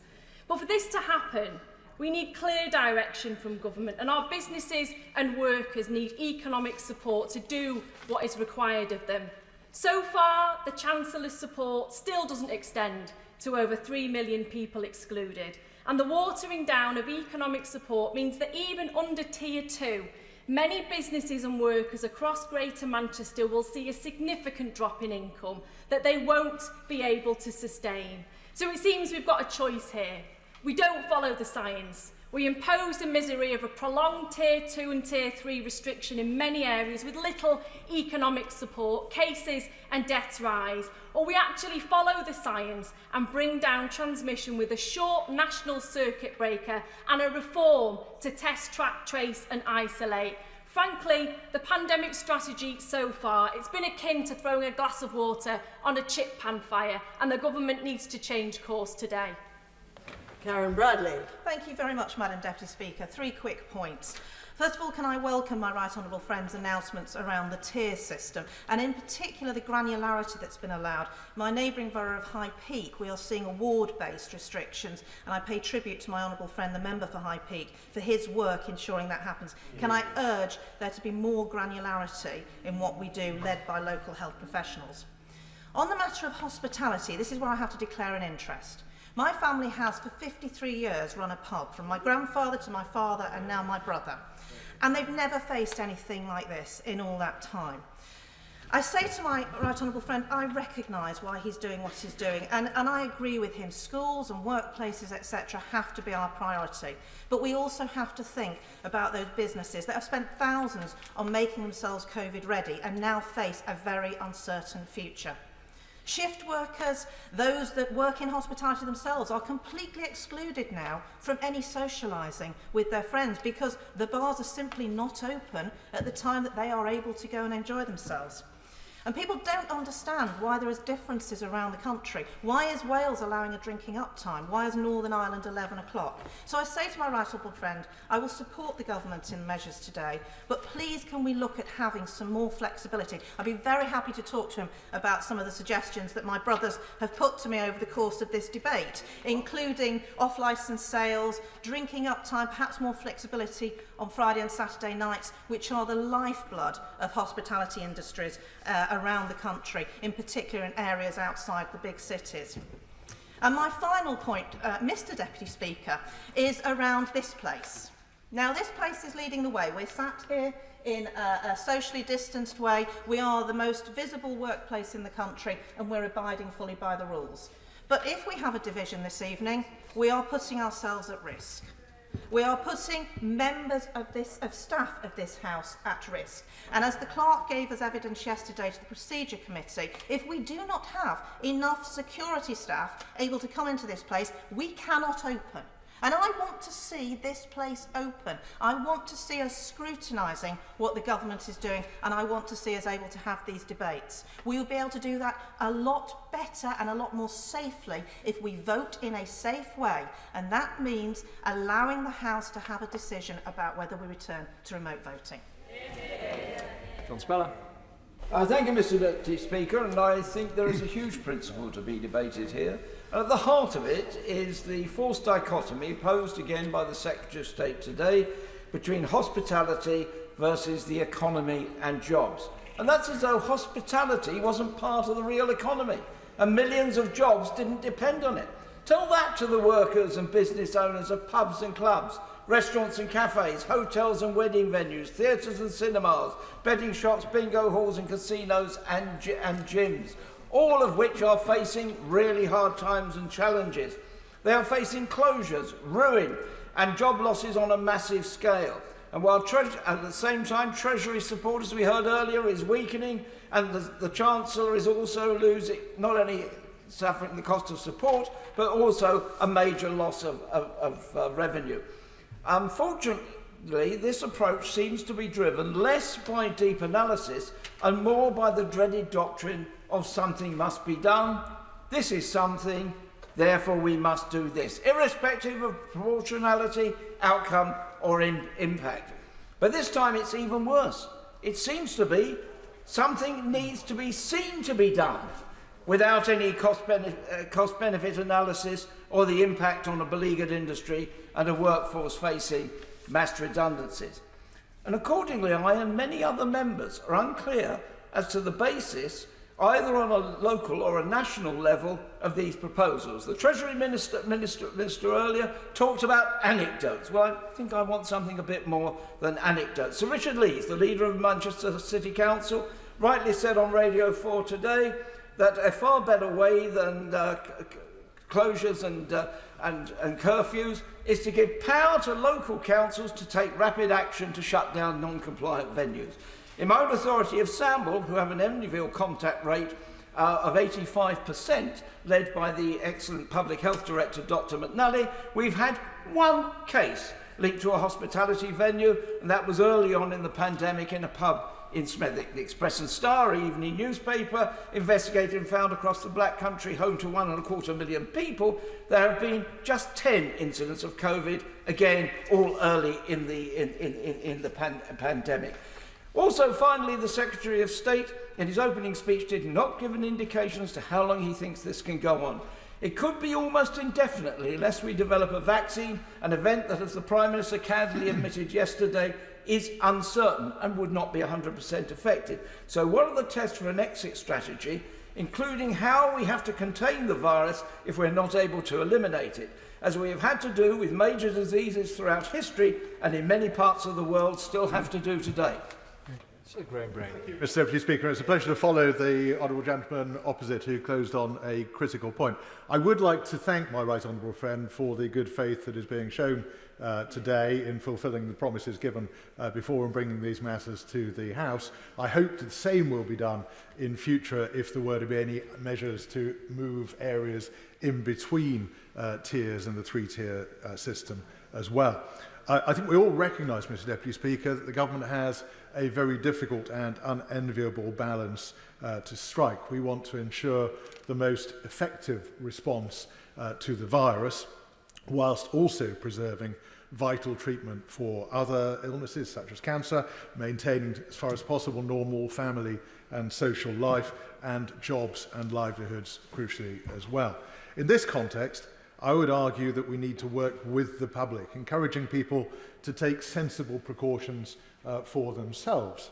We all know the principal steps that need to be taken. We know that hand hygiene and distancing are key to protecting ourselves and others. We should encourage people to take that responsibility on themselves more and more.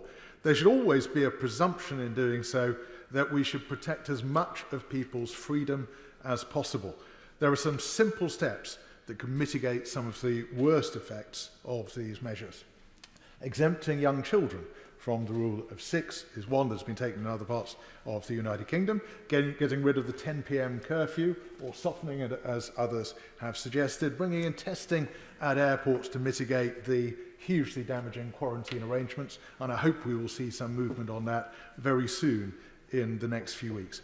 Mr. Deputy Speaker, I make no bones about it. I would go further. As I said last week in this House, in my view, it is wrong to use public health legislation designed to control infected people to direct the lives of an entire population. But most immediately, I am concerned for my constituents in Greater Manchester who have been in extra restrictions since late July. They were lifted for 12 hours, as my right honourable friend remembers very well.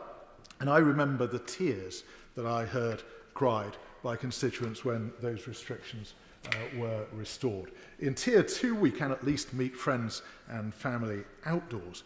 But after 2.5 months of controls, we must be told how and when the restrictions will be lifted. This half-alive state that we have come to inhabit cannot be allowed to become permanent. Steve Baker. Thank you, Mr. Deputy Speaker. I begin, I'm afraid, by declaring my interest and my registered interest in glint pay for reasons which will become apparent. The problem with today's statutory instruments is that they they implement a strategy to suppress the virus until a vaccine has been found. And indeed, my right honourable friend, the Secretary of State, tweeted out, our strategy is to suppress the virus, supporting education, the economy and the NHS until a vaccine can keep us safe.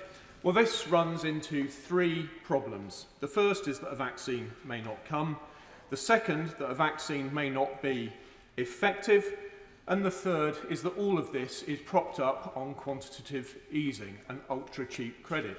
Indeed, now we're reading in the papers about negative interest rates, and this is why I declare the interest. I think you have to have a peculiarly high level of economic education to believe that we can head towards £745 billion of QE, ultra-low or negative interest rates, and that all this will not be a problem.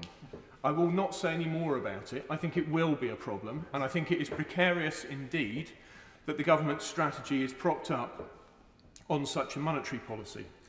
Only yesterday I asked the Prime Minister by when he expected to have vaccinated the vulnerable population. And of course he was good enough to reply not only that he could not give me a date, but he also made reference to SARS, which took place 18 years ago, and still we don't have a vaccine. I was very grateful to him for his honesty. Personally, I think that privately the government is a little more optimistic about the AstraZeneca vaccine, which my right friend, the Prime Minister, mentioned. But here is the thing. Even suppose the government had vaccinated the public with a successful, safe vaccine by, say, Easter or possibly the summer, that still leaves our economy and government spending propped up on ultra-cheap credit. The problem with that, Mr. Deputy Speaker, is that the Bank of England has told us, as the Treasury Committee, that if inflation comes in, they will have to, under their mandate, fight inflation. That would effectively mean pulling the plug on government spending. This is precarious indeed.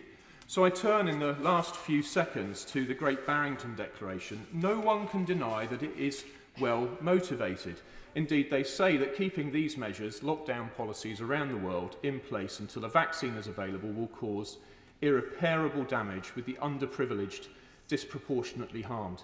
I have been looking very closely at the critiques of these, and I would just say to my right honourable friend, the Secretary of State, that in critiquing the Great Barrington Declaration, Professor James Naismith of the University of Oxford wrote, "Humility and willingness to consider alternatives are hallmarks of good science.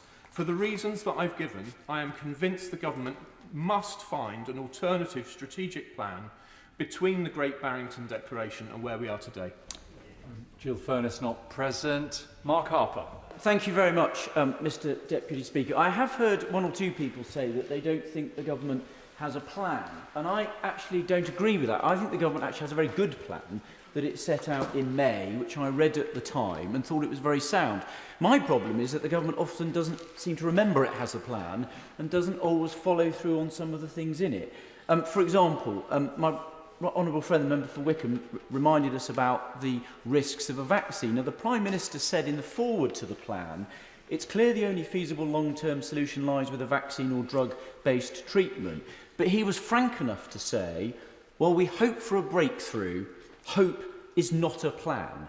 And in that document, which was published in May, he said a mass vaccine or treatment may be more than a year away. And I think the best evidence even now is that that year, which would take us to next May or so, is about the best case scenario for being able to vaccinate older members of the community if all goes well. So it's clear that we have to do other things. Now, the first phase of the government's plan was the lockdown, to drive down the virus to a very low level. The second phase was to introduce smarter controls, for example, COVID-safe workplaces and hospitality venues, combined with an effective testing and tracing system. And I said in my intervention to the Secretary of State, looking at the evidence at the moment, the second most important piece of that, according to the government's plan, was local authority public health services to bring a valuable local dimension to testing, contact tracing and support to people who need to self-isolate. I welcome the extra support given to those local public health teams in the high-risk areas that the government has set out, but I would argue that should go further and extend across the country. And the importance of that is that if you look at the data, we're only reaching about 74% of those who test positive to get their contact information, and of those contacts in total, we're only reaching 68.6 of them in the latest data. That's the lowest percentage of contacts, which means overall we're only reaching about half of the contacts of people who test positive. And my own view, yes, I will. The right honourable gentleman for giving way.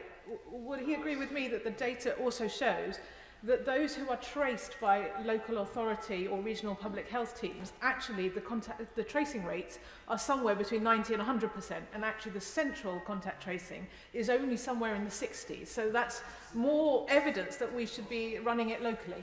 Look, I do think there is some evidence that local teams are better. So my own view is I work, as I'm sure every member of this House does, closely with the fantastic Director of Public Health that we have in Gloucestershire, Sarah Scott, who's recently been promoted to a wider brief, including that, and her team.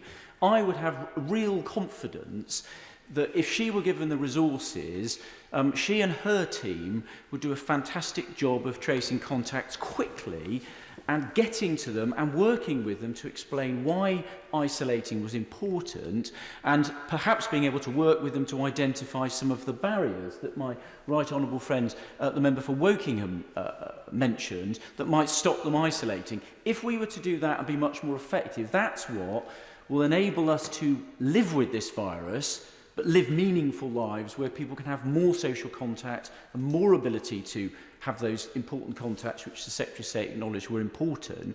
And I think that was in the government's original plan, and I think it should lean into it. So I think the government's got a strategy. It needs to go back to that original strategy and look at the areas which are not being executed as well as they could be. I said in my intervention, I give credit to the test and trace team for massively expanding testing compared to where it was, but the testing is not an end, it's a means to an end to identify the virus, to isolate areas where we need to put in further measures, and to encourage people to isolate. If we do that, we'll be successful and the country will thank us for it. Daisy Cooper.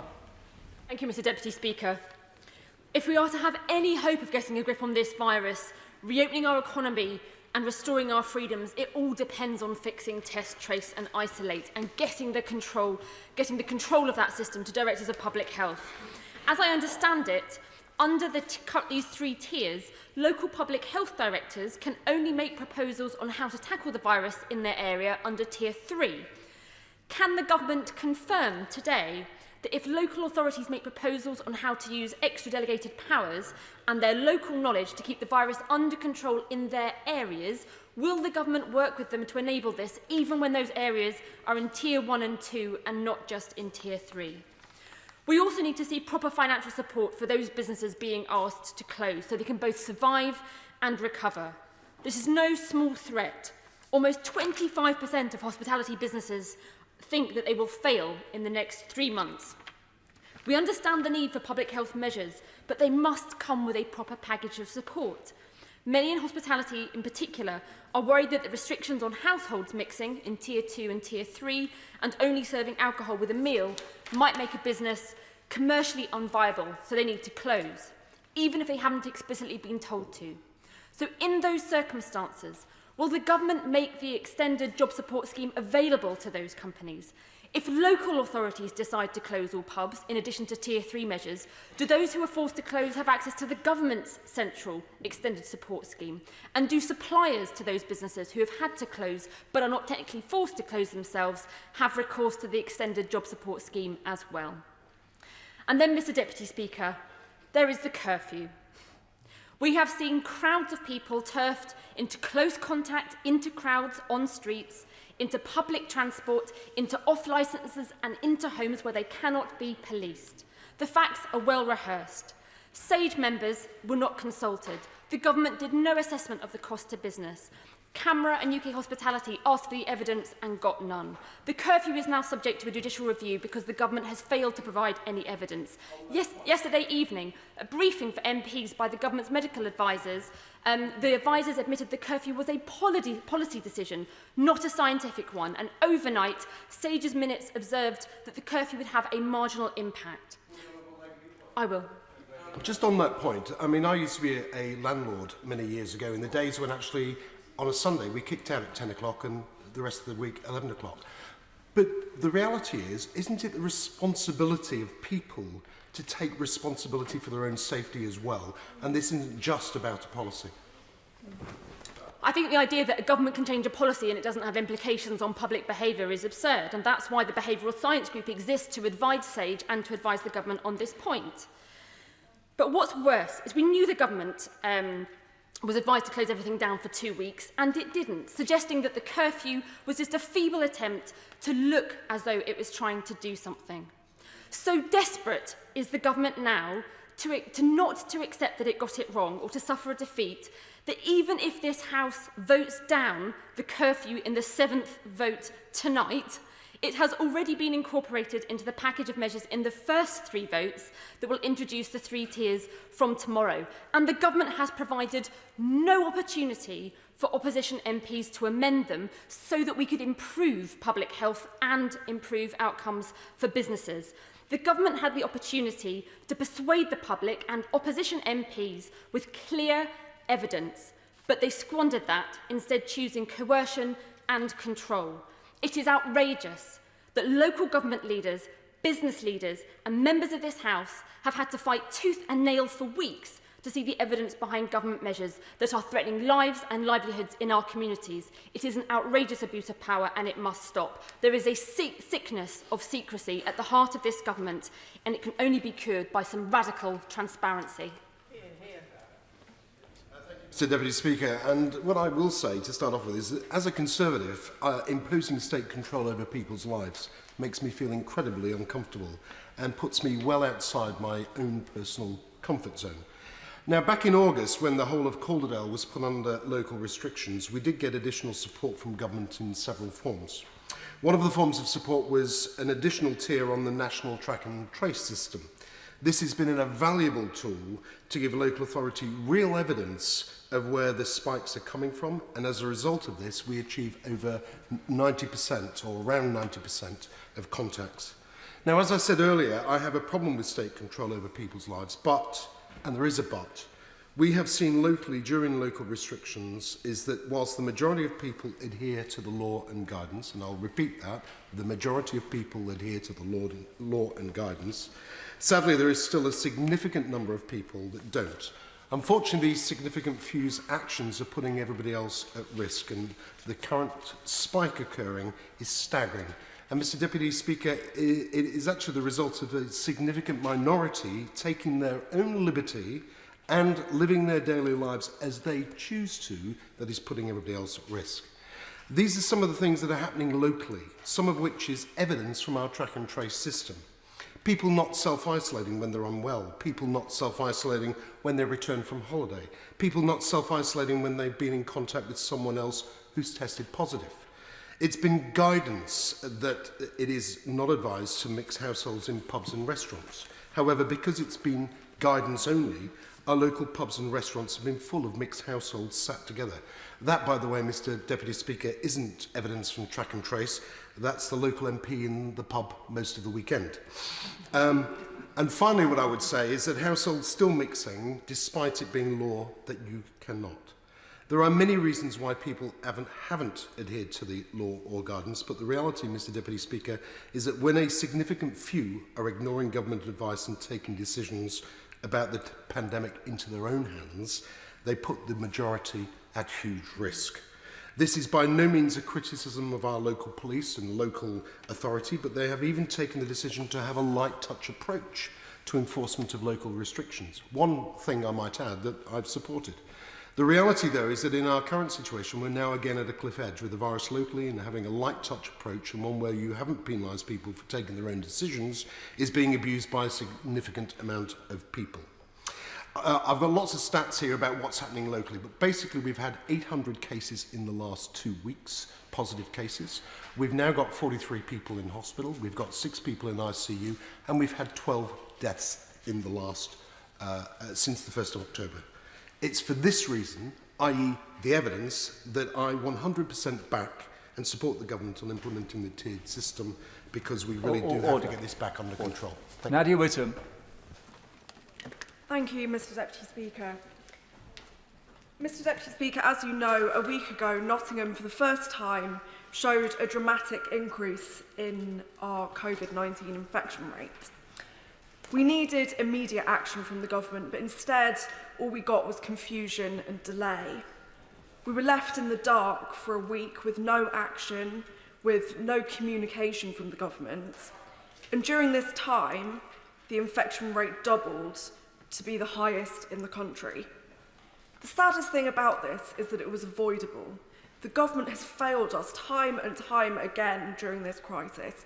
It failed to protect elderly people and vulnerable people who died at an alarming rate in care homes and nursing homes. It failed to implement a test and trace system. And it failed to listen to the OECD's advice that the best way to protect the economy was to prevent a second wave, and told people to go out 1 minute to pubs, to eat out, to help out, and then blamed them for doing so the next. We saw that this government prioritised the interests of the economy over saving lives, yet failed to do both. And we're now faced with the worst recession in the developed world. Last week, MPs, councillors, and members of the public were left to find out in the press that we were due to go under a local lockdown without any details of what that would look like for residents and for businesses. Mr. Deputy Speaker, people in Nottingham have made enormous sacrifices during this pandemic, but frankly, people are fed up. People want the government to do its part. That means a serious economic package to protect jobs and businesses, to fix the privatised Serco test and trace system. Really, is the government so wedded to privatisation that even when this is utterly failing and public health is at risk, it just ploughs on? And we need to extend the eviction ban so that no one loses their home during this time. We know that lockdowns only work if people can afford to self-isolate. So why is it 8 months into this virus that statutory sick pay is still 95 quid a week? Matt Hancock said the Secretary of State said himself that he couldn't live on that. So why is it that my constituents are expected to? And my final question to the Minister in the last few seconds is, why is it that it hasn't even followed its own scientific advice, which was to ban household mixing, to close pubs, and to bring all university teaching online? How many people have to die, Mr. Deputy Speaker, before the government really gets a grip of this virus? And if you're on the call list between number 25 and 35, you really should be in the chamber now, please. Stephen Hammond. Thank you, Mr. Deputy Speaker, and I really welcome the opportunity to make a short number of points to the government on these statutory instruments. Firstly, I really welcome the fact that they have set out with clarity and granularity how the system is going to work, and I welcome the fact that we have the chance to debate them today. But as the Prime Minister said last night, the evidence for some of these statutory instruments is at best imperfect. And that particularly concerns me about the evidence for the 10 o'clock curfew, because what one sees with this is not just, it may or may not be necessary, but the fact of the matter is, if I observe my own constituency in Wimbledon, many people are leaving the hospitality sector at 10 o'clock, going to local shops to buy alcohol. And the fact of the matter is they are moving from a COVID-secure environment, usually to a COVID-less secure environment. So if the Minister really wants to make the case that the statutory instrument 1829 is necessary, then I really suggest that he looks at bringing forward a statutory instrument that allows local restrictions on purchase time for alcohol.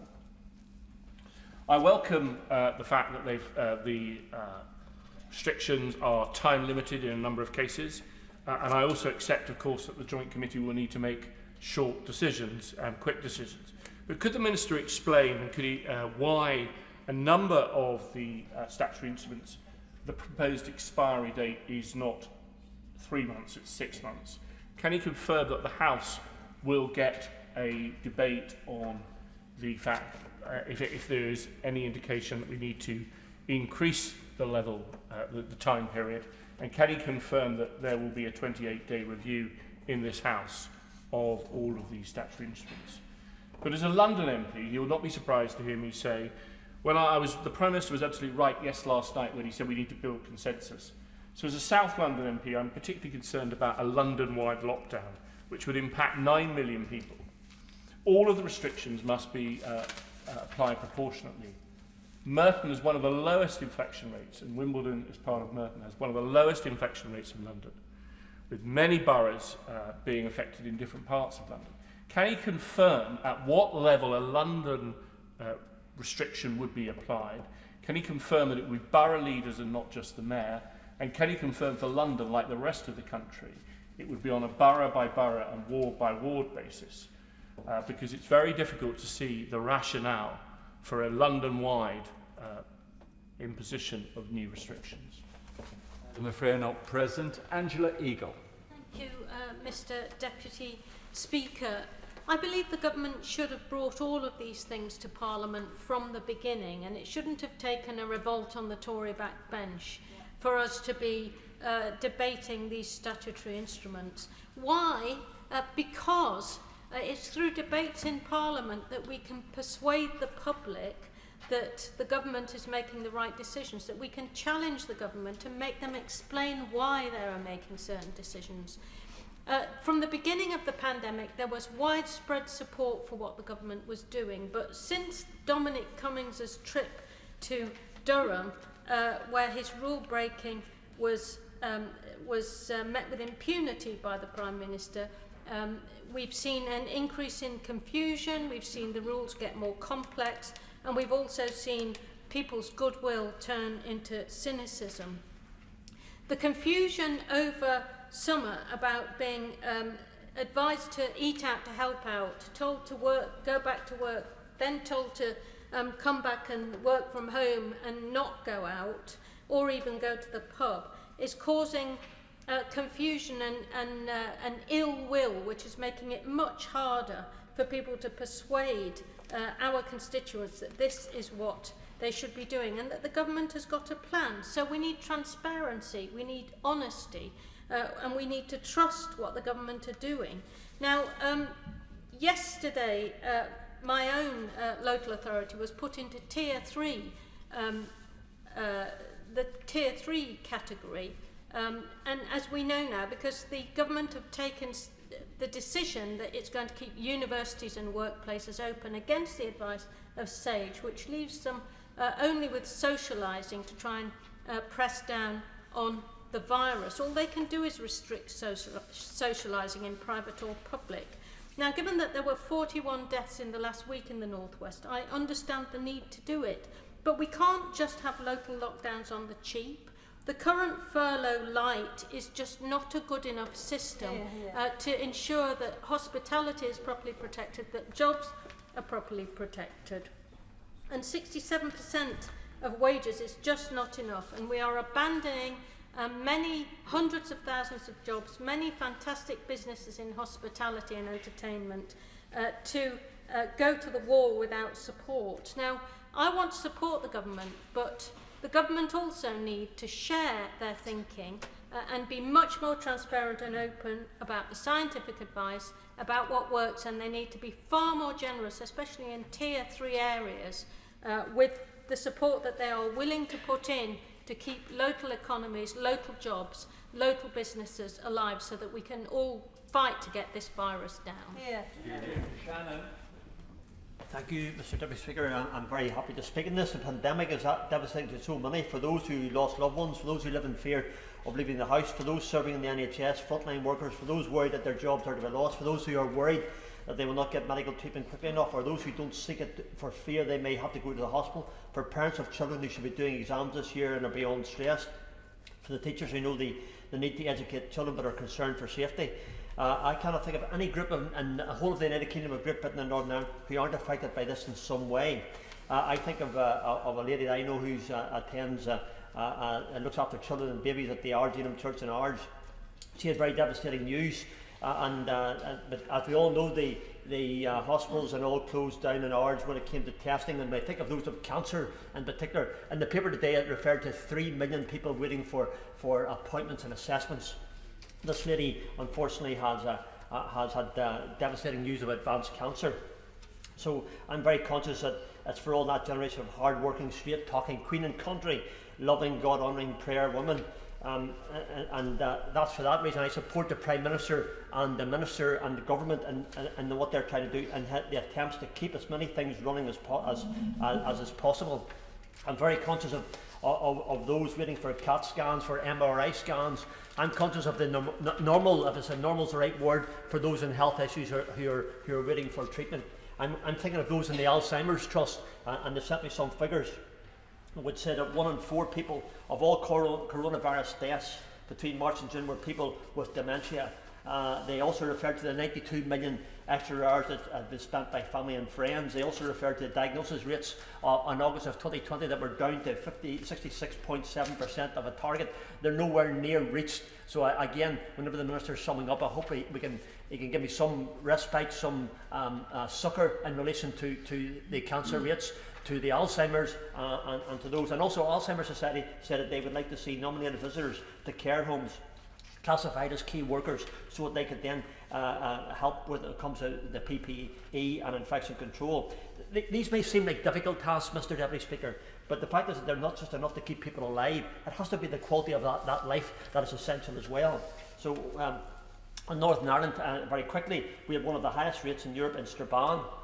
But also we have one of the incredibly low rates of communion transmission in my own area of Strangford. It shows the difference that there can be in a small region like Northern Ireland, but it does show that we need to be localised in how we respond to those things. So I finish and conclude with this, Mr Deputy Speaker. We must press on in education, press on with hospital appointments, press on with business, press on in a new way, the safest way possible for everyone in this great United Kingdom of Great Britain and Northern Ireland, with space and respect for all, Deputy Speaker, but we must still press on. Keynes. Thank you, Mr Deputy Speaker. Almost 43,000 people have died through COVID in the UK since the start of the pandemic. These are not just numbers not grounded in reality. Each number, each curve and each graph represents real people. Many have fallen ill, many have died due to this virus. They are our neighbours, our friends, our colleagues and our families. They died in many cases without seeing their children, saying goodbye for the last time in an ambulance. Our Prime Minister too was in hospital when his partner was pregnant and suffered a great deal because of this virus. Thankfully he pulled through and fighting fit and doing his utmost to protect our people. But no one is immune to this virus. The government have the incredibly complex task of saving lives without compromising livelihoods. The economic measures put in place by the Chancellor to this extent have been among the most generous in Europe. This motion is consistent with the government's strategy to defeat COVID-19 and to manage the demands of the NHS. I believe the government is working hard to take this balanced approach and taking into account the public health issues, broader health and well-being, and the economic and social considerations. Unfortunately, we've seen infection cases rising rapidly across the country, and the number of patients admitted into intensive care units in hospitals have increased. This is exactly the situation we must avoid. The government's job is to do what is best for the people, to save lives while protecting the economy. But one thing is for sure, no one wants to see the number of deaths and hospitalisations that we saw earlier this year. My own area of Morley and Outward, along with the rest of West Yorkshire, have been placed in high alert level at this stage. Such is the great variation of infections between the regions that there's been different rules in different parts of the country. This is the best way to keep our economy going without shutting down our entire nation. Today's three-tiered system ensures a collaborative approach between central government and local communities. The government is not simply introducing restrictions without the necessary support, and I welcome the Chancellor's further actions to protect jobs and support businesses whose premises have been legally required to shut. This provides that the government is taking the necessary responsibility to support the economy through this public health crisis. Now, as Conservatives, we suffer by instinct imposed by these restrictions. I personally do, but we wouldn't do it unless it was extremely necessary to safeguard lives. During lockdown, I had many conversations with care homes in the constituencies, businesses and constituents in Morley and Outward, and they all agreed it was possible to keep the virus under control while keep the economy going. I believe there is broad consensus in this House and in my constituency that the health of our fellow citizens is paramount. And I think it's time across the House that we pull together across the country with local leaders to put this health crisis first and avoid all party politics. Thank you, Mr Deputy Speaker. And it's a pleasure to follow on from the Honourable Member for Morley and Outward, and she makes a valid point. This is a public health crisis. Now, over a week ago, Hartlepool, my constituency, was placed under lockdown. It's now currently in tier 2 of the new measures. And yes, it was requested by the local authority that such action be taken, but not in the guise in which it formed itself in the current measures. Lockdown was in fact imposed on Hartlepool, and it was imposed via a government press release. Yesterday morning, 9 a.m, there was a hastily arranged conference call with all North East leaders hosted by a minister. And yet Hartlepool, together with other authorities in the Tees Valley, were left off that phone call. And so, on behalf of my council, I would like the Minister to answer why weren't they included in a phone call to do with the new measures in the northeast of England? And if it was a mistake, has it been rectified, and when will it be rectified? Because consultation so far has been woeful with my local authority. Now, turning to the public health issues, now that the whole of the Tees Valley is under tier 2, we can hopefully work together and set party politics aside for the public good, because collectively our local authorities face important challenges and deserve to have appropriate resources allocated to them. In my own council, it's estimated, Mr Deputy Speaker, that £4.5 million is needed to provide extra support during lockdown. And we desperately need to see a strategy developed by government over ending lockdown, and also test and trace being devolved so that local environmental health teams, who know the patch and have the knowledge, can provide a more effective service. We need much more to assist us to get through tier 2. It is a public health crisis, and I urge the government to improve their communications and to answer the question I put earlier. If you're on the call list between number 40 and number 70, and you still do not want to participate in the debate, please make sure that a message comes through to the Chair. Simon Baines. Thank you, Mr Deputy Speaker.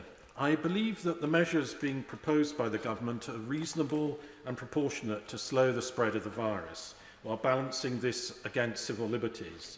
In particular, I believe the 10 p.m. closing time is appropriate as part of the package of measures designed to strike this balance, and that the data and evidence, as outlined by the Secretary of State in his opening speech this afternoon, shows that it is actually proving effective in curbing the spread of the virus.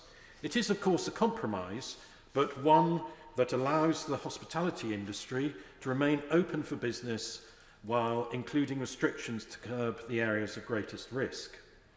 It's also important to remember that all these measures kept under constant review and seek to respond to the latest data about which steps are most effective in curbing the spread of the virus, and I'm much encouraged by the recent announcements by the Chancellor of the Exchequer of increased financial support for those sectors, such as the hospitality industry, which are most affected by the restrictions. I speak in this debate as the MP for a Welsh constituency, Clwyd South, which borders England, and therefore the decisions taken in Wales are the responsibility of the Welsh Government.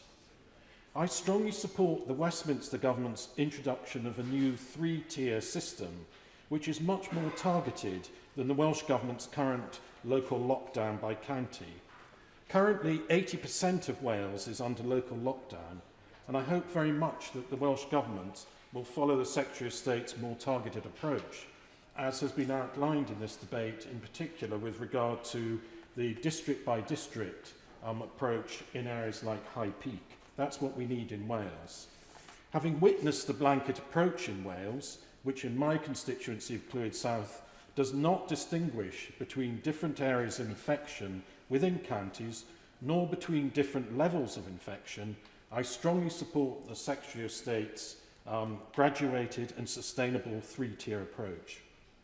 In conclusion, Mr Deputy Speaker, I fully support the Government's measures before the House today, which are proportionate, balanced and represent a collective approach to ensuring that we do our very best to protect others in the fight against coronavirus. Thank you, Mr Deputy Speaker. It's been 75 days today since my constituency of Bradford West has been under what is now known as Tier 2. And as of yesterday, Public Health and the local authority have also been told as of yesterday evening that we should now enter into talks to consider ourselves to go into the highest tier, which is quite a shock to me because that wasn't what I was told on the calls with the Secretary of State yesterday or in any other calls. And that comes as a surprise to people in Bradford.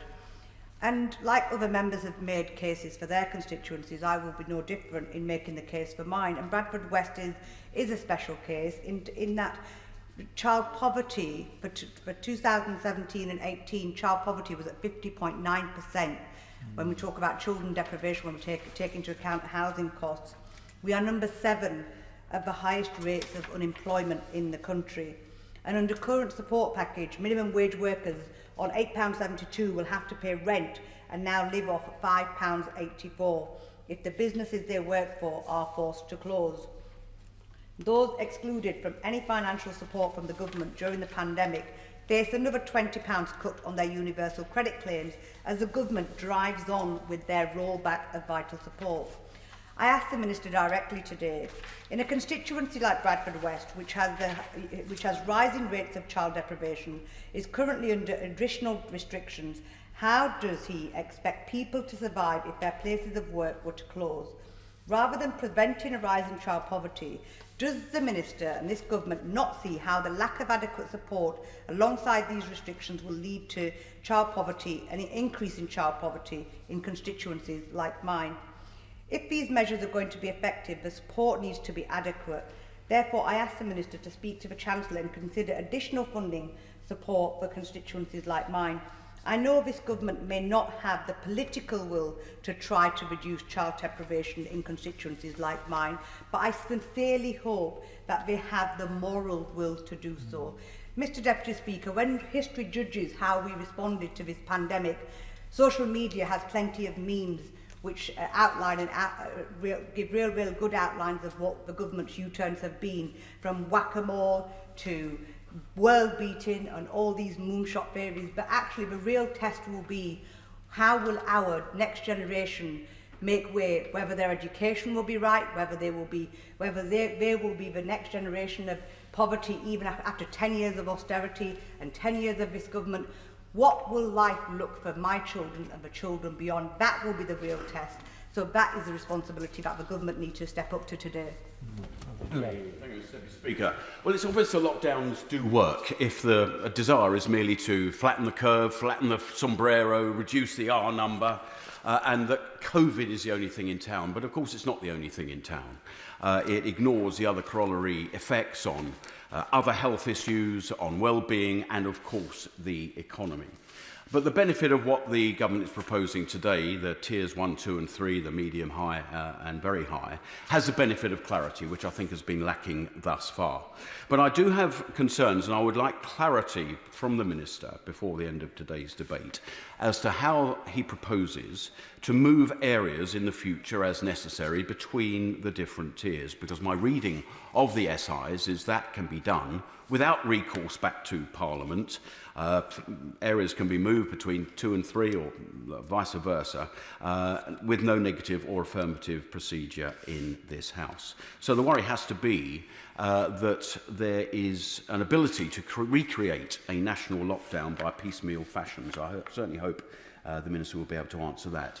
I have the same concerns this week as I did last week, raised by many honourable and right honourable members, about the rule of 6. And I was teller last week against that SI. There seems to be very little rationale today, and there was none last week. If 6 is the magic golden number, well, surely 4 has got to be better. And if so, why not 10? Let's discuss that. And I was particularly taken by the speech, not in his place, the Right Honourable Member from the Forest of Dean, who made the very reasonable point that a mother and newborn never detached from each other under these counting units count as a 2, which has got to be patently absurd when, under any reasonable measure, they have to be counted as a 1. And that absurdity would continue into any close living family unit. But my real concern is, of course, about the 10 p.m. curfew, just considering this great city of London. The restaurants close, the pubs close, there is no takeaway available at 10 o'clock.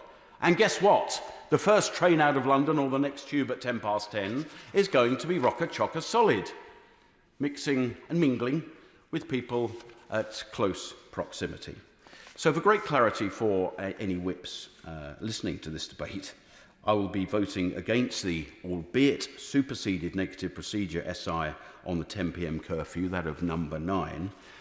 And I remain very concerned about SI number 3 on the order paper, the lower level tier 1 medium, as to, again, the 10 p.m. curfew has crept into all of these SIs.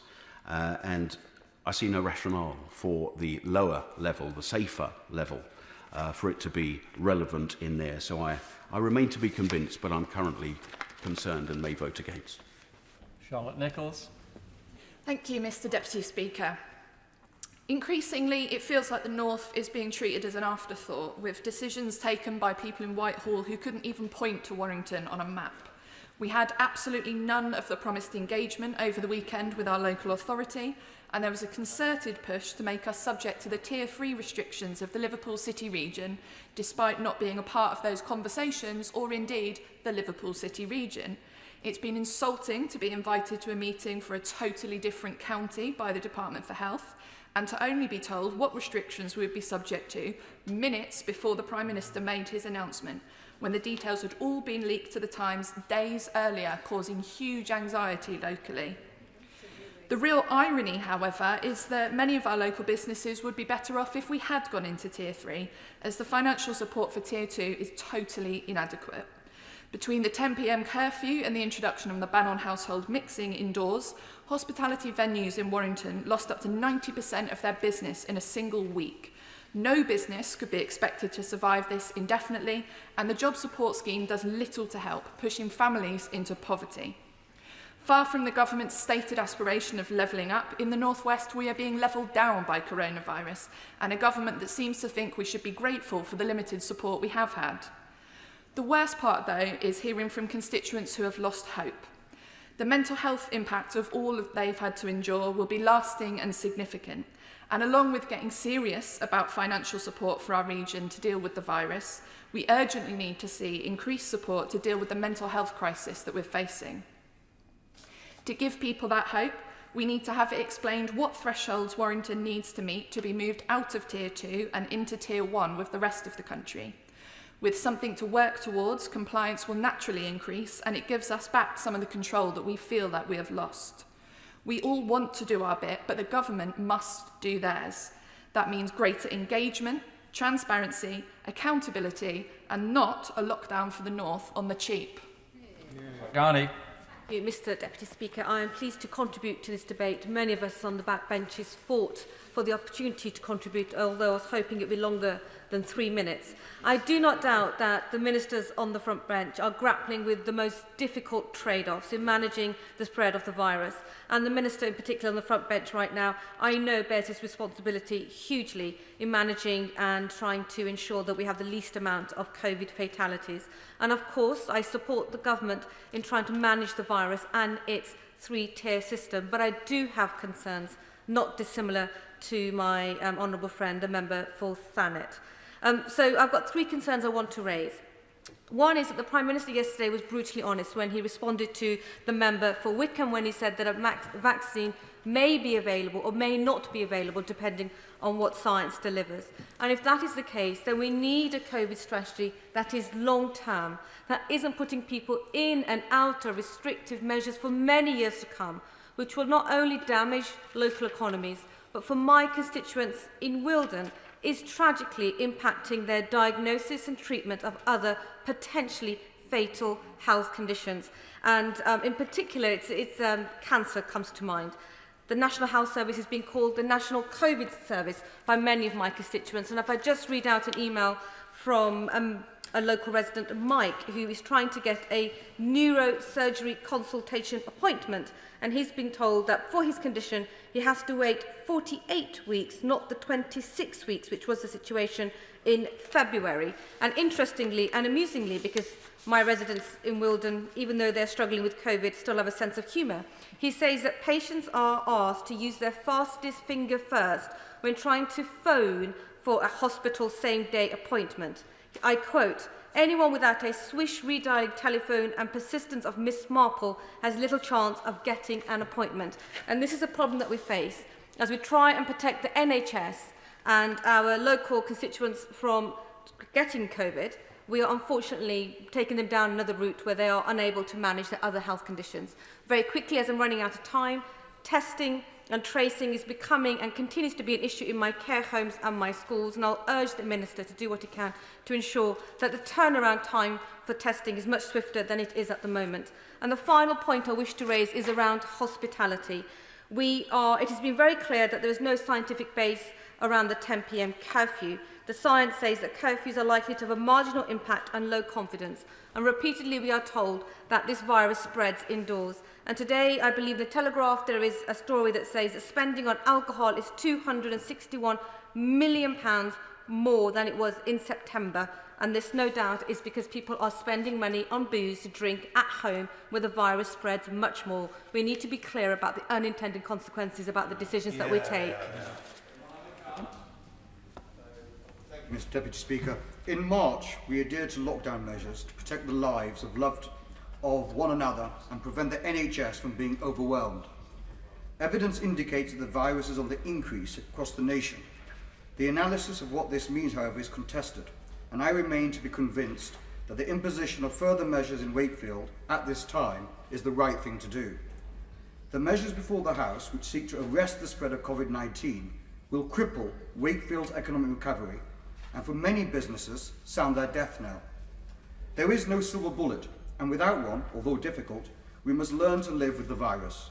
The continued peaks and troughs are unsustainable and offer false hope. Last week I visited Ossett Brewery, which employs close to 400 people in my constituency. Having spent tens of thousands becoming a COVID-secure business, the incomprehensible 10 p.m. curfew, at best grounded in questionable science, has left their business in jeopardy. This afternoon, I received an email from the Managing Director who said the imposition of Tier 2 measures would merit the brewery's closure. I have similar stories to tell from restaurateurs and businesses from across my constituency. My inbox is swamped with people informing me to help the government imploring me to help the government realise that their businesses will be damned. I have not received one letter or email asking me to commend the government on its proposals. Throughout this pandemic, the people of Wakefield behaved responsibly, adhering to the government's guidelines. When marked as an area of concern, my constituents diligently followed social distancing advice and were rewarded.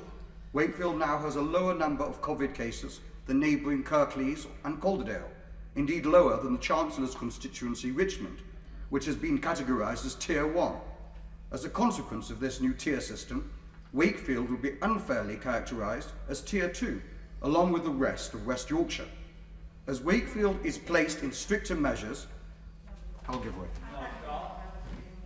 Would he agree with me and thank the local health officials, in particular the public directors of public health, like in Bradford West, that actually they have the real answers and that expertise is very local and it needs to be led locally as opposed to nationally with a one-size-fits-all in cases such as yourselves? Well, the Honourable Lady raises a very interesting point, and certainly if she uses a model such as Germany, that would be the case. But of course Germany has a very, very strong federal system with the Länder, and the United Kingdom is far more centralised. So I don't think there's a fair comparison. What would be best if all of our citizens cooperated entirely with Test Track and Trace, downloaded the app and used it and behaved responsibly. In the end, with COVID, with this virus, the human variable is key to limiting and controlling the disease. And so it's getting individuals to understand their responsibility and their key use to sort this problem out themselves. So, as I was saying, Wakefield will be placed with this new tier system into stricter measures, whilst others in West Yorkshire with a far higher incidence, such as the Honourable Lady from Bradford, with a far higher incidence will enjoy eased measures. Wakefield's current infection rate merits the disaggregation of Wakefield Metropolitan District Council from West Yorkshire and placing it in Tier 1. The Secretary of State's already said that this is possible in High Peak and other parts of North Yorkshire. And so if he would do so and commit to doing so for Wakefield, I would then reconsider and vote with the government. Without such assurances, I fear these measures would, for Wakefield, be a death by 1,000 cuts. Mr. Deputy Speaker, I cannot look my constituents in the eye if I have voted for measures that break them. Bristol in Tier 1 has fortunately been able to maintain low transmissions and hence admissions to hospital and so far deaths, and we want it to stay that way. My experience of working in the local health system is that this is in large part due to good relationships that have been hard developed over many years, particularly through local resilience forums. There are good relationships with Public Health England and Director of Public Health, and working together is sustaining some very good work locally. But there is no room for complacency. We recognise that the economy, wealth creation is crucial to good local health, and we need support from the government for both of those things. I'd like to particularly in the short time highlight issues around isolating, shielding and test and trace. Now, as well as reducing social contact, with the Secretary of State has talked a lot about, the key to transmission reduction is isolating, but isolating support is woeful, and communities with very little money and facing worse unemployment, the situation is worsened. And we have to be much more honest about the incentives and the way they work in terms of supporting with isolating. It's hard, the knock-on effects on families is substantial and it's disruptive, and we need again local public health people who know their communities to help support isolating. We need much more support for people now who are shielding. People do not understand why it's different now than it was back in March. But the test and trace system across the House, we all know it's not working. It is causing chaos for the front line, particularly for care home managers and for school leaders. There is a balancing act to be done here. Again, we need local support to inform those school leaders and care home managers about how to interpret the guidance. It can't be just done done through the algorithm. And it is a disgrace, Mr Deputy Speaker, that the leadership of the test and trace system is not led by a civil servant that we can hold account. And actually, you know, I don't even know if I can name the Baroness in this House as being responsible because of the courtesies of the other House. I mean, I don't know if that's allowed, that we can actually hold the Baroness, I won't say the surname in case I'm out of order, to account for the work of that system. That's got to be changed. Absolutely, crucially, we need to understand that we can hold people to account. Finally, I accept the legislation was rushed through in March, and perhaps there was a reason for not using the Civil Contingencies Act and using the public health legislation that we are now looking at today. On the Public Administration and Constitutional Affairs Committee, we have scrutinised this, we've produced our report, and we need to move to a better way forward. We can't keep dragging the government here week after week to do our job, which is to agree, to disagree, to scrutinise and hold to account based on our experience, the work we do in committees and our experience locally. It would improve the legislation, it would improve local trust, and ultimately that supports the front line and ultimately saves lives. Thank you, Mr Deputy Speaker. The government must be under no illusion. The country's patience and goodwill is wearing thin. They were promised the lockdown pain would be worth it, as they saw friends and colleagues and family members losing businesses and being made redundant, separation from loved ones, hospital appointments cancelled, children missing out on education. They were promised a world-beating track and trace system. They were promised that the Prime Minister had taken personal control. They were told it would be all over by Christmas. Now, after 204 days, we are back to square one, the fourth worst in the world for COVID cases. Last week I spoke to a pub landlord who didn't mince his words and really has reached the end of his tether. He had 3 pubs, now he only has 2. He's seen his costs increase and his income has fallen. He says he's done everything that the government have asked for him. He shut for 13 weeks, he moved tables, he turned off music, he turned off sports commentary. He moved drinks outside, he opened doors and windows. He asked people to sit down, he stopped more than 6 people being in a group. He split up families and support bubbles. He told people not to shout. He banned singing, he banned dancing, he banned live music. He started wearing masks, he completed track and trace, he got sanitary stations, he had additional cleaning, he had table service, and now he's told he has to shut at 10 p.m, which actually means, Minister, that you have last orders at 9:15. For having been a barmaid myself, I understand how this works. People need drinking up time before you can clear them out. So that means that he's actually losing business from 9:15, and he doesn't understand it. The science is telling him that it doesn't have a significant reason for following it, and what we need from government is we need evidence and we need clarity. He has been let down. He needs support for businesses, and support for businesses that are not just in Tier 3, support for businesses right across the country. And we need a commitment that any changes to these tiers will be given adequate notice. Now, the people in Tier 3, and I just want to point out this ludicrous situation, can only order alcohol if they have a substantial meal. Well, what's a substantial meal? So if I order a salad, I can't have a glass of wine, but anything with a pastry lid means I can have a pint. I mean, this is nonsense. We're treating the public like fools.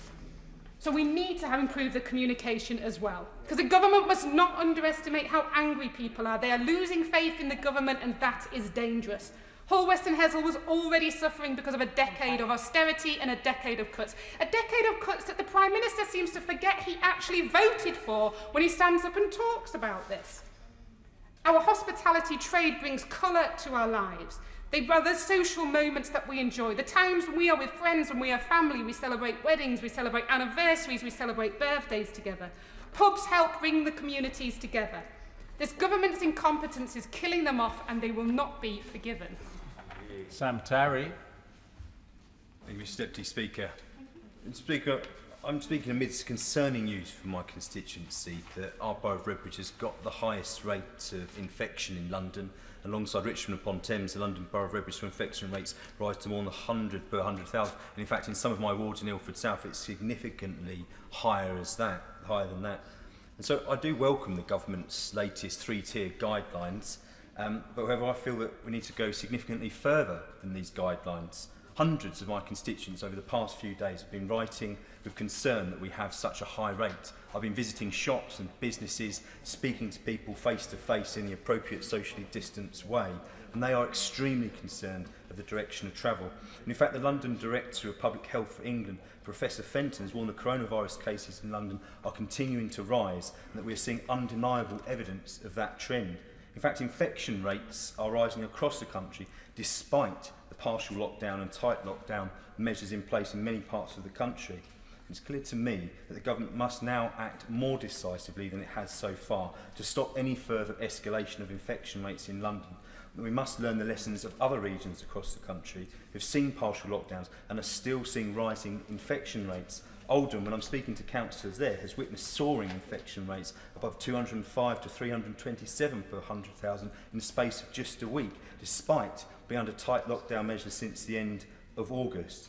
The partial lockdown measures in other regions such as Greater Manchester have also clearly failed to curb the infection rates of this virus, with Manchester seeing its infection rate rise by more than 100 to 543 per 100,000 just last week.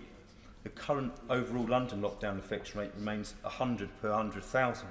And this is why I believe it is now time for the government to act and urgently, across London, implement a circuit breaker lockdown for at least 2 weeks to prevent London suffering the fate of other major cities across the country and halt the trend of rising infection rates across the city.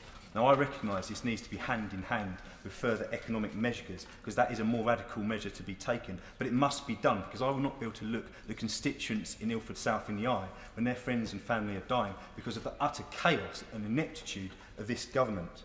Clearly, that initial financial support must be urgently provided to the workers and businesses in Ilford South and across London. So the cost of support, though, would be far smaller than that which would be required if the infection and death rate soar and London is forced into a far longer and more serious lockdown over a protracted period of many months. You know, similar calls have been echoed by the Mayor of London, who stated the need for tighter restrictions across the city just today. And in my constituency, all the data shows that it is our communities, our black and majority Asian communities, that are suffering so badly because of this. We cannot afford for them to continue to be on the front line. So, Mr Deputy Speaker, I would implore the government, who have the lives of my constituents in their hand, to act now and to bring in a circuit breaker lockdown across London immediately. Thank you, Mr Deputy Speaker. Just yesterday, the Prime Minister and the government unleashed a new package of restrictions and tiers in order to tackle the transmission of the coronavirus. Yesterday afternoon, in a meeting with West Midlands MP, the Secretary of State for Health and Social Care told MPs present that all Bar 2 areas, Dudley and Coventry, will be placed on Tier 2 restrictions. Now, when I asked the Secretary of State if he could let me know the scientific basis for which Coventry and Dudley were on Tier 1 restrictions and what could trigger a move to Tier 2, my question was ignored and unanswered. Now, when I asked how soon after a governmental decision has been made to move constituency from one tier to another, and if members and community leaders would be alerted, I received no answer. Now, this is utterly unacceptable. My constituents of Coventry North West deserve better. My constituents are doing everything that they can in holding up their end of the bargain to ensure the transmission is low and stays that way. They deserve better clarity on the evidence behind the decision that this government is taking. Clarity ensures adherence. Without it, we are flailing in the wind and people are suffering. Right now, the government risks losing confidence in its ability to see us through this crisis, and the government has wasted months of precious time and millions of pounds of taxpayers' money and are still not getting it right. Now, can the Minister let us know just how much notice each local area will be given if a change in their restriction level occurs, and how local communities and local leaders will be told of these decisions? Now, to borrow a phrase that we are all too familiar with, winter is coming. Now, it is imperative for the government to be better prepared to tackle this virus, equip our hospitals and care sectors with the resources that they need to handle the second wave. Now, I fear that the government has not learnt lessons from spring, and I fear that our care sector will be underprotected. I fear that our hospitals will be ill-prepared to cope, and fear that non-COVID patients will once again be relegated to the back burner, because the right precautions and planning are not in place now to deal with what may come. Now, can the Minister let this House know what the government is doing to prepare for the pressures on our NHS and that winter will bring? Now, for cancer patients particularly, what plans will be in place to clearly address sprawling waiting lists for cancer services, and what additional support is the government given to all the many thousands of people that have had their cancer treatment disrupted over the course of this pandemic? Now, these are pertinent questions that we've asked the government time and time again, and yet again they are providing us with little clarity and no answer, on the back foot as usual. Now, this is an opportunity for the government to do better, and Mr. Deputy Speaker, in the interest of the country, I really do hope they do. Thank you. Mr. Deputy Speaker, it's a pleasure to follow the Honourable Lady, and I share very much her frustration at the impossibility of getting clear answers from the government on so many of these important questions. Necessity is the plea for every infringement of human freedom. It is the argument of tyrants. It is the creed of slaves. Those words from William Pitt were included in an email from one of my constituents, Mr. Deputy Speaker, complaining about the way in which this government is treating the constituents in Christchurch and so many other people in this country. So what is the necessity for what the government is bringing forward today? I asked on the 8th of October if the government would publish the evidence in support of the Secretary of State's statement on the 1st of October that hundreds of thousands of deaths would follow if the government just let the virus rip. Mr. Deputy Speaker, there has been no answer to that question, no attempt to answer it, nor has there been any justification for the arbitrary introduction of a 10 o'clock curfew. Well, my honourable friend and Of course I would. Does he trust the prognosis of Professor Ferguson, whose estimates have been proved wrong again and again and are wildly exaggerated? Well, I don't trust them at all. And I'm going to refer, Mr. Deputy Speaker, to the evidence from Sweden, because the Prime Minister's challenge to his critics was to put forward an alternative. And the Swedish approach is clear and simple. It is to trust the people and make them responsible for their own health and welfare. And I looked at the figures for Sweden in for the first week of October, and there were only 7 deaths recorded in Sweden in the whole of that period, and today not a single death recorded in Sweden. The Swedish Public Health Agency recommends that household isolation and quarantine should exclude, and I quote, those who have provisionally tested positive for COVID-19 or been confirmed to have antibodies in the last 6 months. I put down a question asking why that category of people cannot be exempt from these regulations. Again, I haven't had an answer to that question, although the time when it should have been answered has long passed, Mr. Speaker. This is intolerable, the arrogance with which the government is treating us as elected members of this place.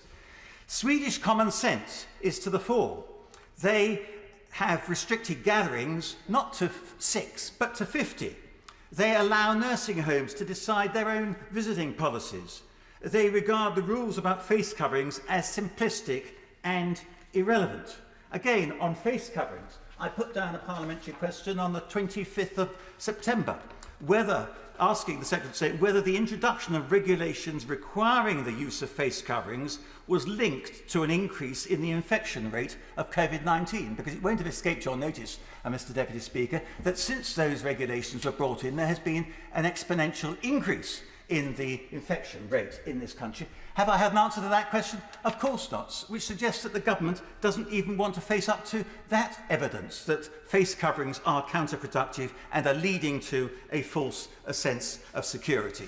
In Sweden, 2/3 of all deaths from COVID-19 have been in the over 80 age group. And that's, I think, indicative of similar to the situation here. And all the United Kingdom restrictions have so far given the average member of this country, a UK citizen, an extra half day of life. And these new restrictions that are coming in won't even give that, because the collateral damage which is being caused is going to actually reduce life expectancy further. Thank you, Doyle Price. Thank you, Mr. Deputy Speaker.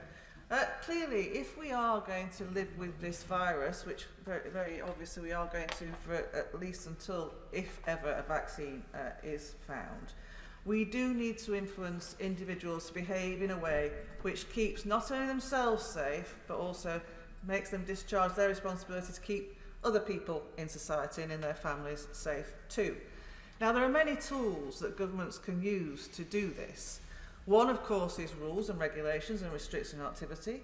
One, of course, is messaging. We have to give positive incentives to do these things, as well as negative consequences if those rules aren't followed. But I have to say to the government that more rules just means that the compliant who are not giving risky behaviour will comply and continue to comply, but those who are reckless will find ways around it. Yeah. And there is no better example of this than the curfew. We know that there's no scientific basis for doing it to protect people's well-being, but what we've done is we've penalised restaurants. Yeah. Restaurants have to close at 10. They can't do 2 sittings of an evening. They've made massive investments to make their premises COVID secure. So we're punishing the compliant. Meanwhile, the publican in the high street can comply with the rules and close at 10, but they're offering takeouts at 9:45, spilling out massive crowds of people. That's reckless behaviour, and I really do think the government need to just take stock. It is clear that this is not a good measure to influence behaviour in any positive way. There are much better ways of doing it. And really, I would just look at the powers that they've already taken. Perhaps we should look more enforcing against fewer rules and regulations rather than creating new ones when there are issues. In the time I've got left, I just want to really pay tribute to my community and the local authority officials and health officials in Thurrock for the fantastic effort they've made in tackling this virus. We are currently 134 out of 149 local authorities in terms of cases. We've had a local contract tracing capability which has kept rates down and no deaths since July. So it's with some surprise that Health England have been lobbying my local authority to move from Tier 1 to Tier 2. That makes an absolute nonsense of this tiering policy, because we should only be asking for additional restrictions where there will be a material benefit to public health. Now, my Director of Public Health advises me that further restrictions will actually jeopardise public health. There will be no benefit. It's something we mustn't be complacent about given the current rising circumstances, but please can I ask the Minister, will he resist any attempt to put Thurrock into Tier 2? Mr McKinnell. Thank you. With the time available short today, I want to just highlight a few issues in relation to the measures being debated today. Firstly, I've always said that I will support any measures required that will successfully contain and minimise the devastating impact of this virus. And what I hope has become clear to the government after a weekend of discontent is that this country will not accept measures being determined by stealth and communicated through press leaks in the night. Those affected by the impact of these measures are owed much greater respect than that. The leaks last Thursday evening caused widespread anxiety across Newcastle. People fearing for their jobs, businesses cancelling orders, preparing to batten down, suppliers finding themselves left with goods no longer wanted, families fearing it may be their last chance to meet. It's no way to treat people who've already suffered so much as a result of this virus. Everyone accepts that sacrifice is needed. The resolve of the people needed to make those sacrifices to protect the most vulnerable and support the NHS has been unwavering. But people must have confidence that the sacrifices are worth the pain and will actually bring the right results. And that's why the government's approach has been so damaging. We can't afford to lose the confidence of those we rely on to make this work. The government needs to be open, honest and transparent and respectful to those who need to live with these restrictions. We saw a much better approach yesterday, and I hope the government has learned that and will not put people through that anxiety again. And I want to put on record my concern that these restrictions, about them being necessary at all. There's a sense of inevitability about this. But the fact is that the UK is far from world leading when it comes to handling this virus, despite its regular overinflated claims. We need a functioning test, track and trace. We need support for those isolating. We're not on top of asymptomatic transmission, and that is a major problem. It was needed last time, and it is still needed now. I just have one other specific issue to raise. With no financial support being provided to hospitality businesses in Tier 2, We know that we have to know that these measures will work. By allowing restaurants to remain open in the Tier 3 areas, despite closing bars, the government seems to have acknowledged that they carry a lower level of risk. The effects of alcohol consumption on social distancing are well documented. But the situation where alcohol is served alongside a meal is clearly different. We're not talking nuts and crisps, a meal. Yet the blanket 10 p.m. curfew for all hospitality in Tiers 1 and 2 does not account for the different transmission risk. It doesn't look after restaurants who, as the Honourable Lady pointed out, can make 2 services. There's no time for dessert or coffee. It sounds trivial, but there's going to be make or break for a restaurant business. The government needs to look again at lumping all hospitality businesses into the same restrictions. It doesn't work. Sir Edward Lee. Mr Deputy Speaker, you may well think that over 37 years you've heard enough from me. So let me read out a letter which has happened to arrive this morning from a constituent. It says, and I'm quoting, "I am 67 years old and for the first time in a long time I am scared. Not of the virus, which, let's be honest, is proving to be no more deadly than the flu." That's his opinion. I don't necessarily share it, but it's his opinion. "No," he says, "I am scared of the damage being deliberately caused to the economy and our freedoms by this government in the name of COVID-19. It isn't the virus closing businesses and causing job losses, it's the actions of the government. It isn't the virus stopping people getting treatment and operations, it's the actions of the government. It isn't the virus preventing pupils and students getting the education they are entitled to, it's the actions of the government." So speaks my constituent in a letter which arrived this morning. And another letter which arrived this morning was from a constituent who tells me that they were having doorstep services very successfully over recent months, attended by 6 to 16 people in place of going to church. If that wasn't possible, they of course now break the rule of 6 and have to stop. So I follow my honourable friend for Christchurch in posing some serious questions to government which really have to be answered. Of positive test results, and I ask the government to write back to me if they can't answer in the wind-up, what percentage does the government estimate of false positives? Of COVID hospitalisations, what is the breakdown between those in hospital who happen to have the tested positive and those who are in hospital because of their COVID symptoms? Given the disparity between the number of cases and the number of deaths, aren't we wrong to react to the rate of infection rather than hospitalisations and deaths? And there are many, many other questions, Mr Deputy Speaker, that need answering. Following my honourable friend, what is the evidence that we are actually saving lives by throwing people out of pubs at 10 o'clock into the street? They can go and buy lager in the shops, they can go back to their student digs, they can meet... Yes. Does my honourable friend agree that one way of bringing the government to account would be to withhold our support until these important questions are answered? Well, my honourable friend makes his point. We are a parliament and we are entitled to express our opinion and hold the government to account, and that is what we are trying to do this afternoon. The trouble with the Health Secretary's arguments is that he's always raising up Aunt Sally arguments and pretending that some of us want to let this thing rip. We are simply trying to ask questions of the government and trying to hold them to account. No member of Parliament wants to let this thing rip. But what we do say is that the real danger of this disease is to people over 80. The vast number of deaths are the average is 82. The vast number of deaths are over 80. It's up to us. It's up to the older population to take self-responsibility, and those who care for them. Masks by all means, great care, shielding even in multi-occupation. We have to shield elderly people. They are the people at risk. But we have to get the country back to work. We simply cannot go on bailing out businesses. We are going bankrupt, as I said to the Chief Secretary earlier this afternoon. We are hoping to, in terms of the economy, to pull ourselves up by the hair. We can't do it. We have to allow people to work.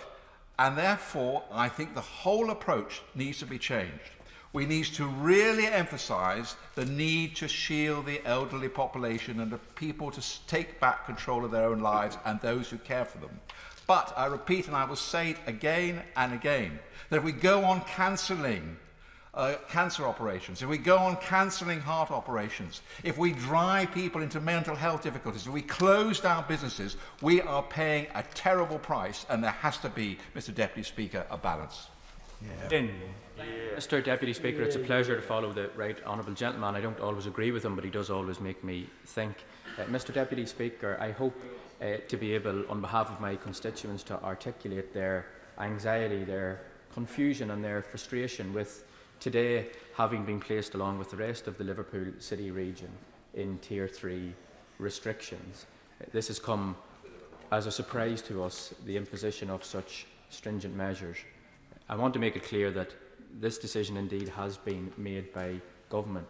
The specificity around the businesses that are closing, the restrictions on movement and on people is one and a decision that has been reached by government.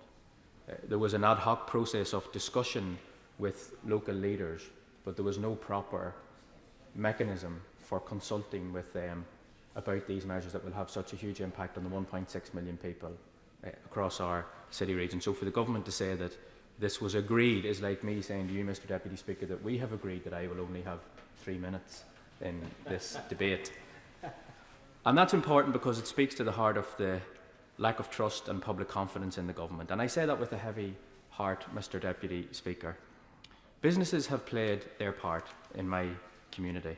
Pubs, gyms, leisure centres, betting shops, casinos, all of them have expended huge amounts of money and resources in getting themselves ready to reopen, only to have been let down by systemic failures on the part of the government around test, trace and isolate. I am not opposed to restrictions where they are required and where they are necessary. And let me say very clearly that I am worried about the rising rate of infection in Merseyside and in St Helens. I am worried about the increased incidences of hospitalisation. But if those restrictions are to be imposed, we need to see evidence and we need to see a measure of financial support. It speaks volumes that not only has the government failed to provide that in a bespoke way for St Helens and Merseyside, but it has stopped local leaders using the £40 million that they have unallocated from the first round of business support, using it to help businesses who are now having to shut their doors, and it has asked for that money back. That is shameful, and that is not a way to bring the public along with you. But let me say that this is fundamentally about the people who live in my constituency. We are a resilient people in St Helens. We have been through a lot, but resilience isn't enough to get us through this. We need help from the government. Our businesses need the resources to survive. Our NHS needs the tools and the staff to get us through what will be a very difficult number of months. I fail to see how imposing a Tier 3 lockdown on one part of the country with diverse rates contained within its entity will, as the SAGE report says yesterday, do very much to mitigate this. I think it's time that everyone shared in the pain on a short break, a national lockdown for 2 weeks to get this under control, and for the government to develop an exit strategy to get the whole country out of this mess.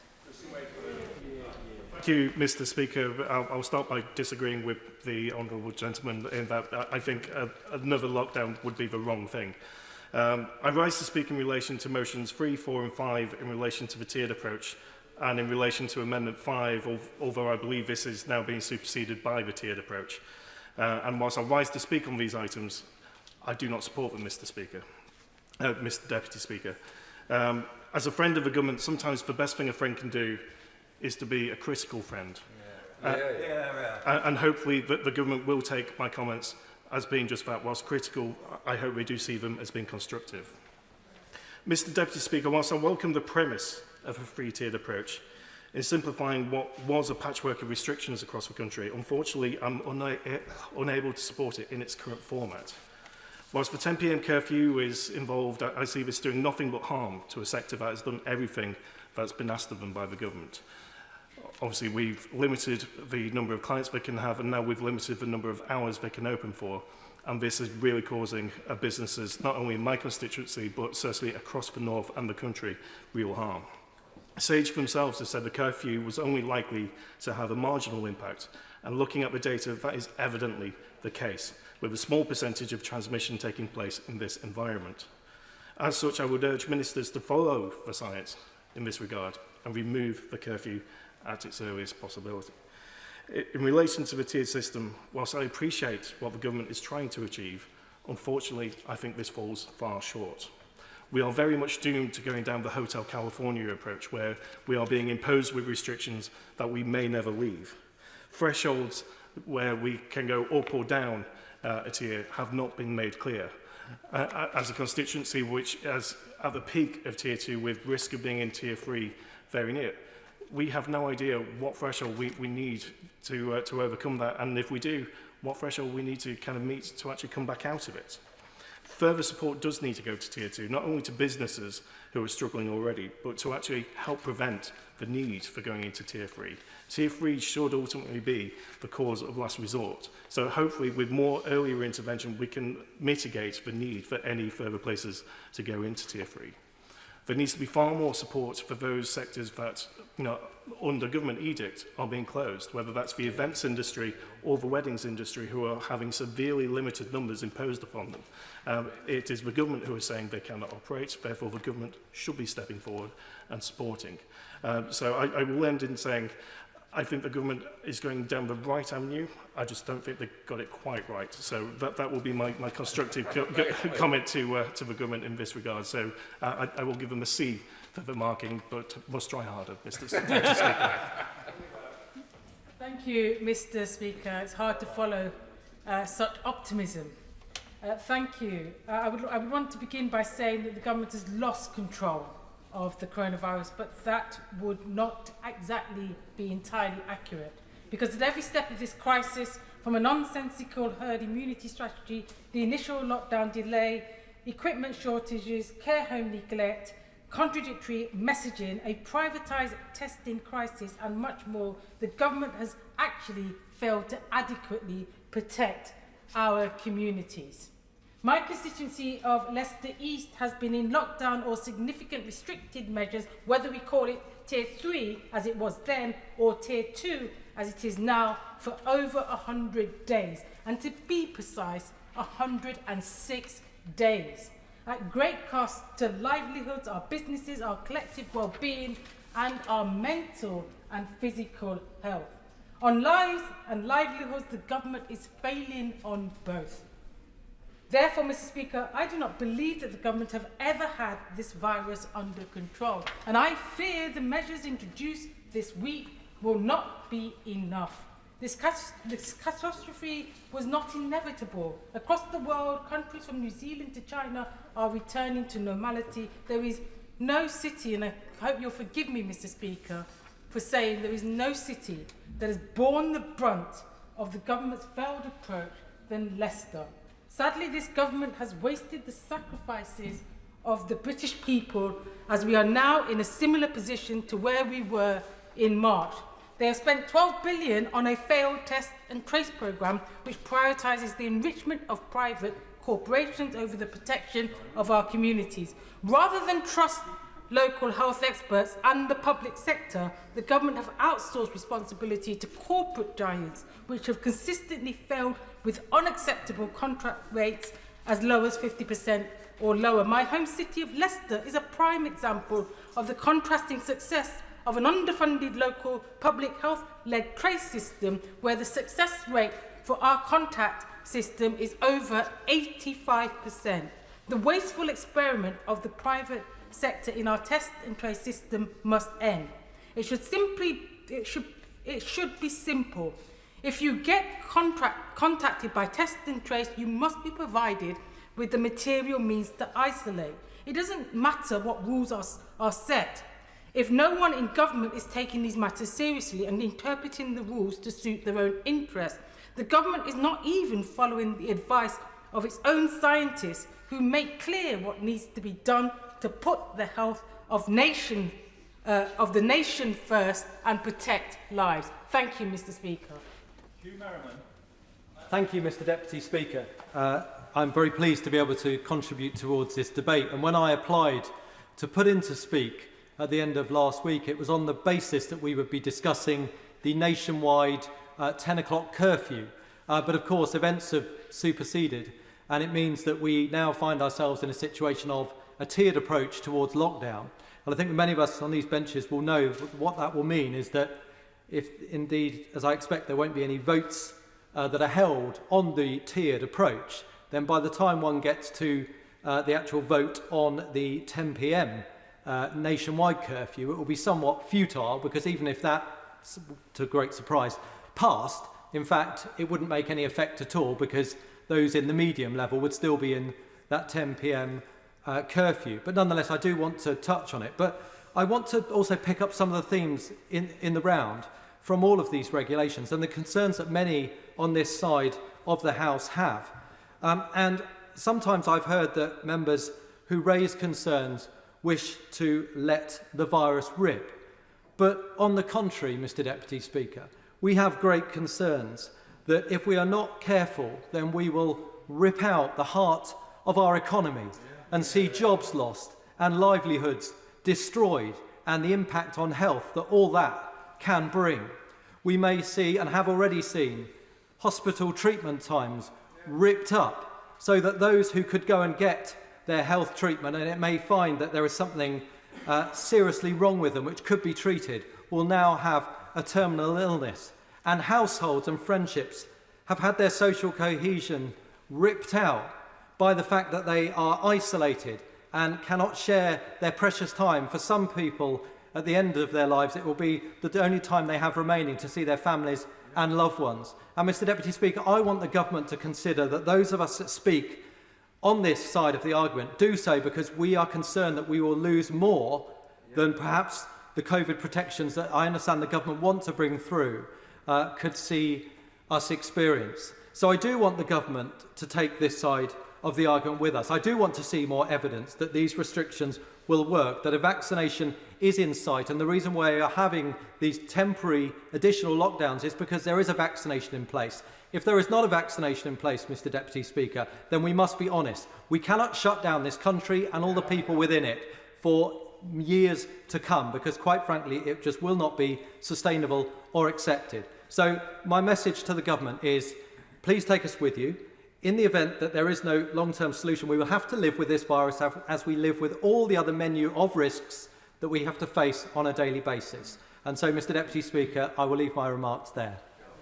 Mike Amesbury. Thank you, Mr. Deputy Speaker, and it's a pleasure to follow the member of Bexhill and Battle. We often hear the mantra peddled of following the science, following the medical advice to tackle the spread of COVID-19 by minister after minister. I think it seems commonsensical, doesn't it really? We now have the highest excess death rate in Europe and the worst recession in the G7, and that's not an act of God. It's because of serial incompetence by the government. And I don't want the government to be in that place. These benches sincerely don't want the government to be in that place, because we've all got loved ones, we've all got constituents with families and with care and responsibilities, and this is a matter of life and death. Yet we have today's revelation in the media, where Sage gave advice about a reset. For a short period of time, it could have been over the school holidays, for example, and that advice wasn't followed. And now we have more of the same, the whack-a-mole strategy which the Prime Minister referred to.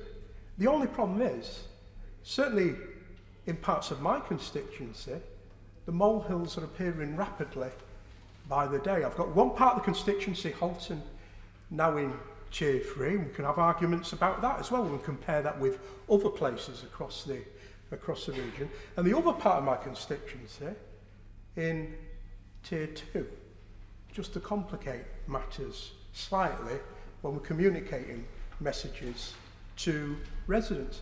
Today, probably an hour and a half ago, we saw the figures in terms of deaths nationally. 145 people have lost their lives today. It's serious. It's very serious in my constituency. When we look at hospital admissions, when we look at people in ICU, it is a big issue and a big problem, which requires an approach based on evidence. And that evidence states quite clearly, which has been consistently argued for 6 months, certainly by local leaders, that resource local authorities up and down the land. Use those public health professionals. Link it with the national system effectively. So it's effective. Test, track and isolate. That's the major problem here. The Honourable Member's right. Somewhere down the line, yes, we do need a vaccine. And we probably are going to have to live with this virus for some time. But we need effective systems in place. And the evidence, follow the evidence. We'll look at hospitality. We'll look at the pub trade.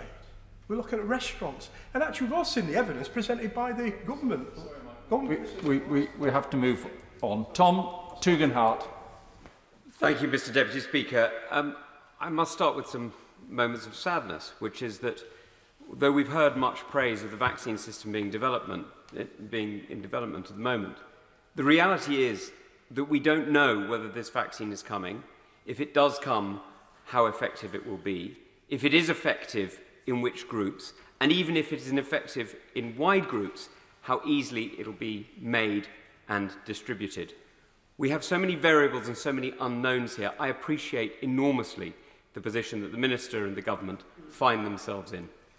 But it is because of this uncertainty that I think we need to look really hard at the decisions we are making tonight. Because these decisions are not just about the spread of coronavirus or indeed its prevention, but actually about the health, the mental health and the well-being of our entire community.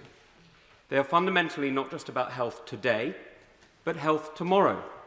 Because the impact on the economy is not simply something for the Treasury to be interested in, but it is of fundamental interest to the Department of Health and to the welfare of every person in this country. And that's why I ask the government to think very hard as it makes these decisions. Because the purpose of government is quite simple. It is to provide a stable platform off which people can build free and independent lives. Not controlled lives, not ordered lives, but free and independent lives. And today, we are taking decisions that are interrupting that and making that harder. Now, I see the position that the government finds itself in, but I ask it to think very hard about the powers that it is asking to take. Because at the moment, we are not getting the predictability and consistency that we need.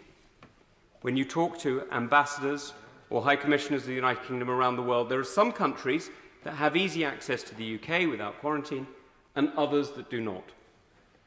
And the rules that govern which do and which don't is not immediately consistent. It's not immediately obvious which are going to benefit and which are not. When you look at the different areas of the United Kingdom, you see the same problem. And this level of consistency, this level of predictability that is so essential for a free people to know and to invest in the way... I will.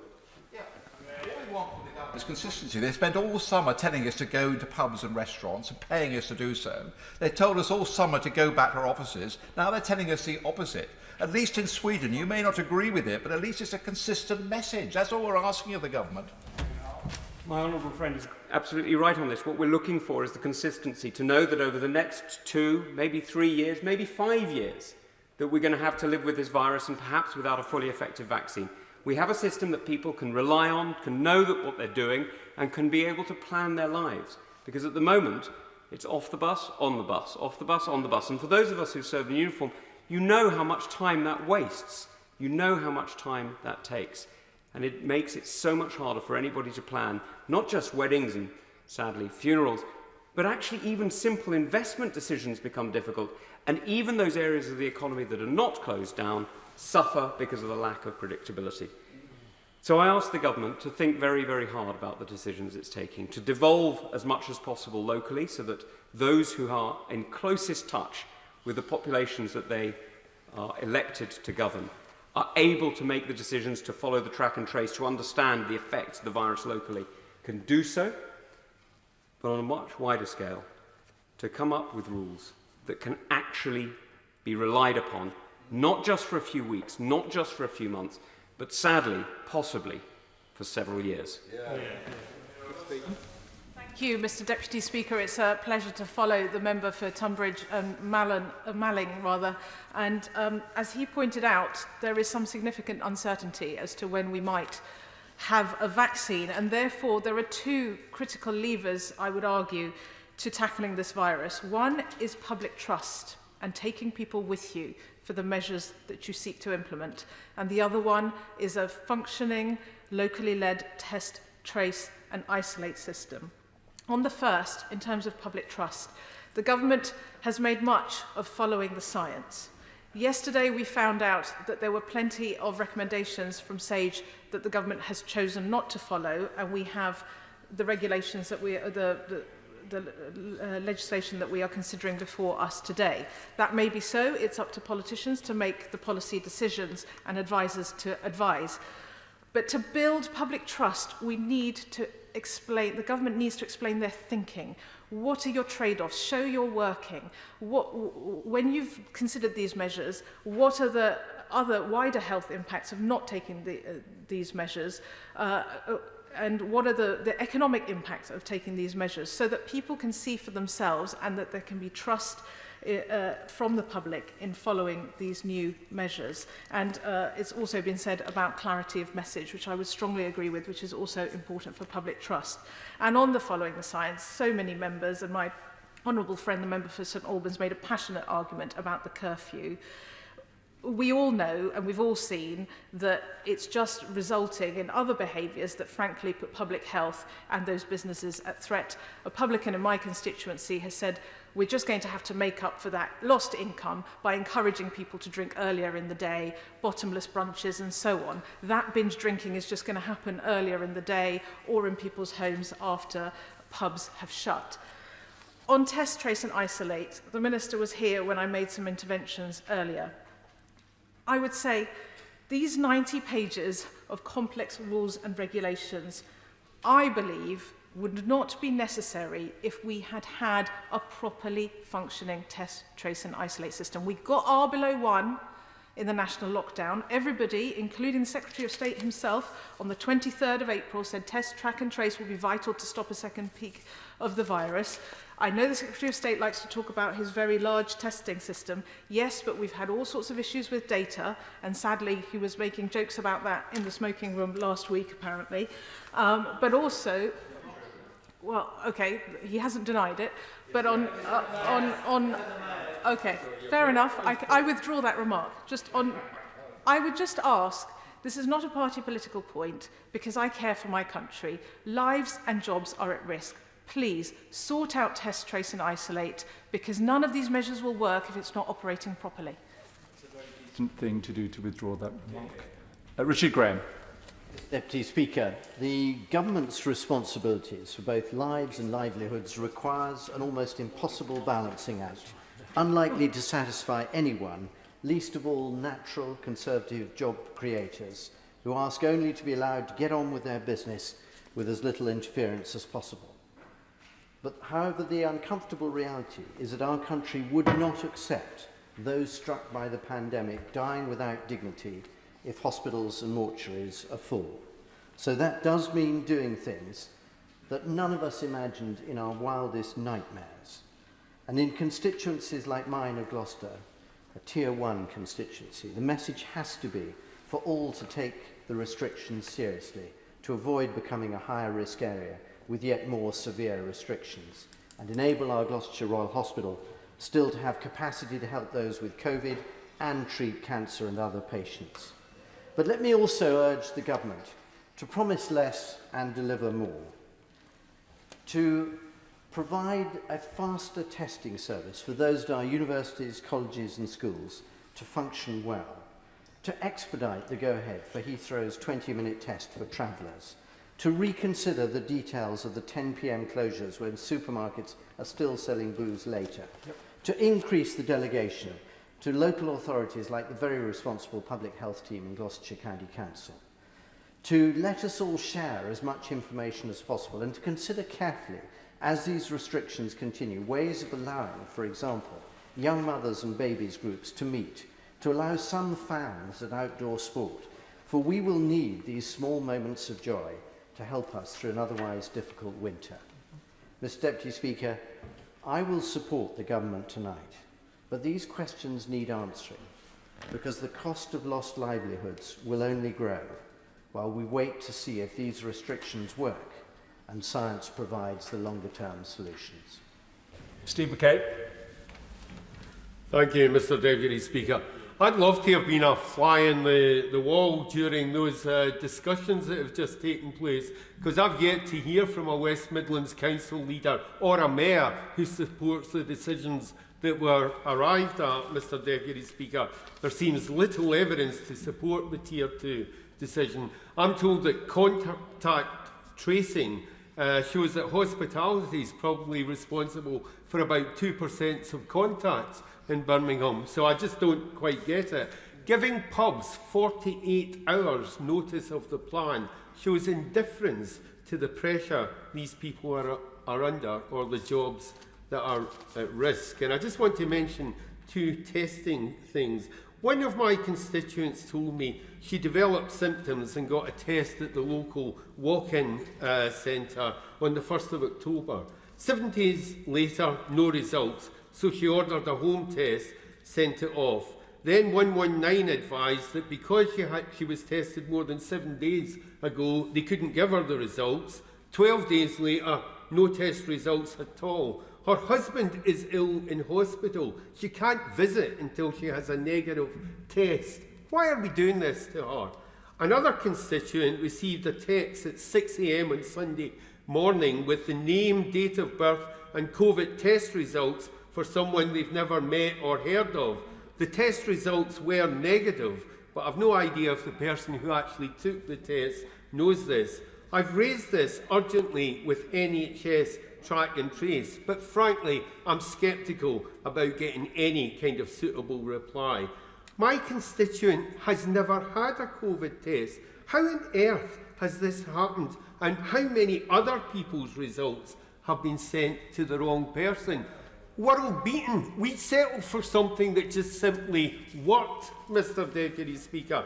I want to make 2 final observations. Why are ministers continuing to tell people it will be okay by Christmas? What kind of signal are they sending to people at this time? And do they mean it will be okay by Christmas and then terrible in the new year? Is that what they're actually planning to do? And finally, I'd really like to know, why didn't we give council leaders the option of a 2-week circuit break, as was suggested by the officials? Wouldn't that have been a much better deal for many of the people in my constituency and many other constituencies around the country than the ridiculous proposals that have now been imposed on them?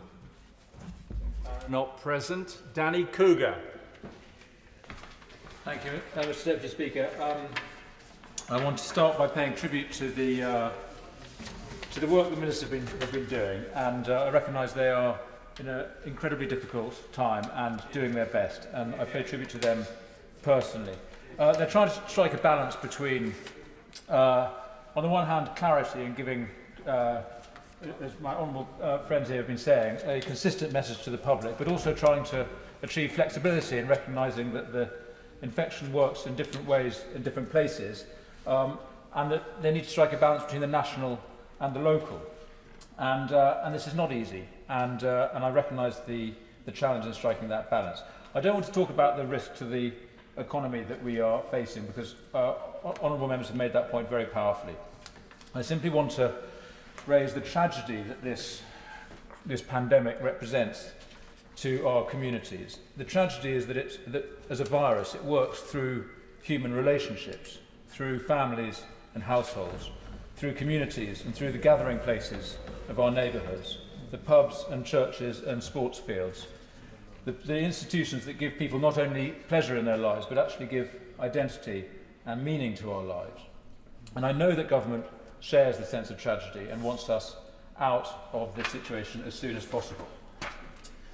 And I concede that and I accept the advice that the government is getting on the transmission and on the value of all the different lockdown measures. So I simply want to make an appeal for a response to the virus that is less about big business and big government.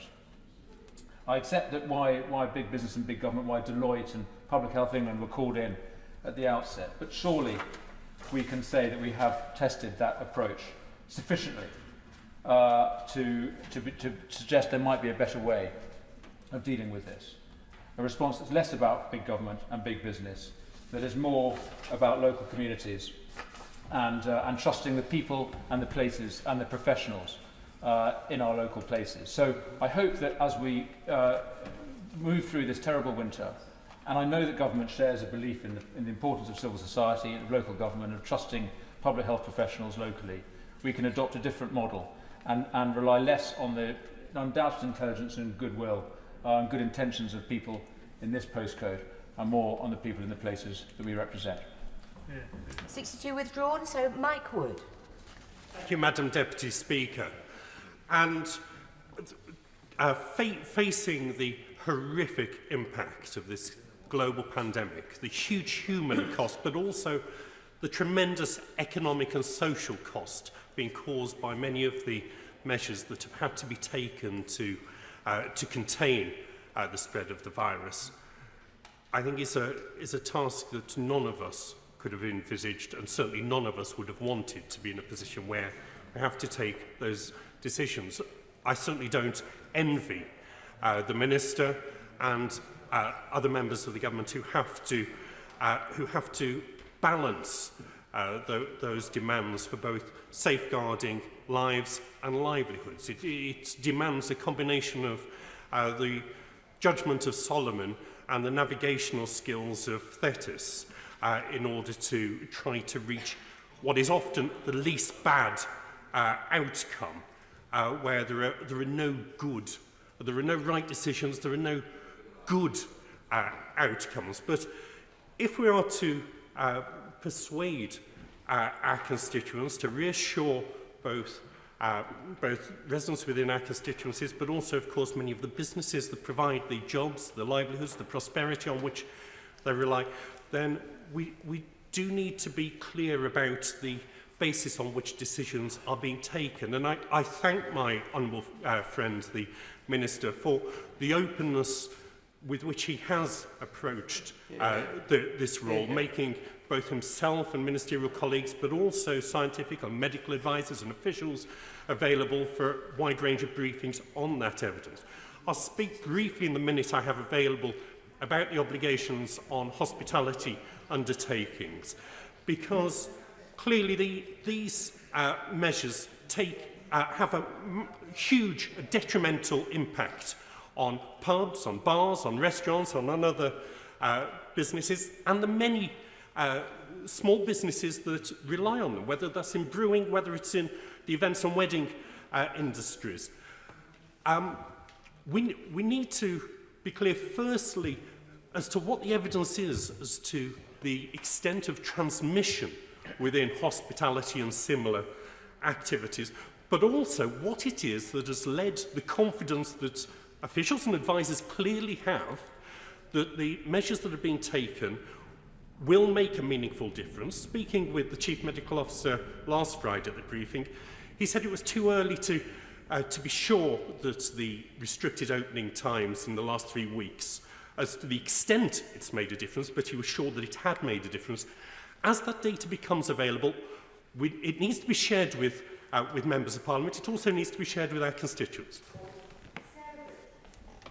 Thank you, Madam Deputy Speaker. I firstly want to highlight how amazing the community of Hyndburn and Haslingden have been throughout this pandemic. The sacrifices they have made have been unbelievably difficult, and we've faced higher restrictions than most across the country.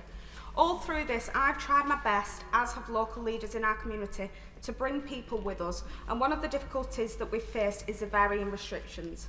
I know that the new tiered approach and the simplification of the messaging is something that many have said is the best approach to take. And I absolutely understand how difficult a balancing act this is, between getting the numbers down, protecting those who are vulnerable and protecting people's jobs and livelihoods. And so do most of my residents across Hyndburn and Haslingden, and they're doing everything they can to get our rates down. The reality we face is that in Hyndburn and Haslingden, we're seeing our rate now over 300 per 100,000. As of today, 40% of our ICU beds in Blackburn are now occupied with COVID patients. Hospitalisations are increasing, people are losing their lives, and the virus is taking hold across Lancashire. We're seeing this move from being in young adults to those who are most vulnerable. Nobody wants that, and we can't let this virus go unchecked. These are people's friends, loved ones and family members. Locally, Blackburn Hospital isn't cancelling elective surgery, but I do echo the concerns of Lancashire Chiefs of what will happen if COVID cases continue to rise. Please can I urge that health ministers and officials continue their engagement with local leaders across Lancashire. I also want to comment on how the announcement will affect the hospitality industry. I've had many pubs across Hyndburn and Haslingden contact me due to the financial struggles they fear they will face with the rule of only households or bubbles allowed to meet in their premises. My local pubs, such as the Albion in Clayton, the Tinker and Budget and the Hare and Hounds, have expressed their worries that it may have been better for them to be forced to shut their doors rather than to operate under Tier 2 restrictions. I do believe that it would be beneficial for the Treasury to look at a tiered approach to the financial support available to the hospitality sector, as those who have to close will receive financial support, while those who fall under Tier 2 still face targeted restrictions and could be operating at a loss of around 60%.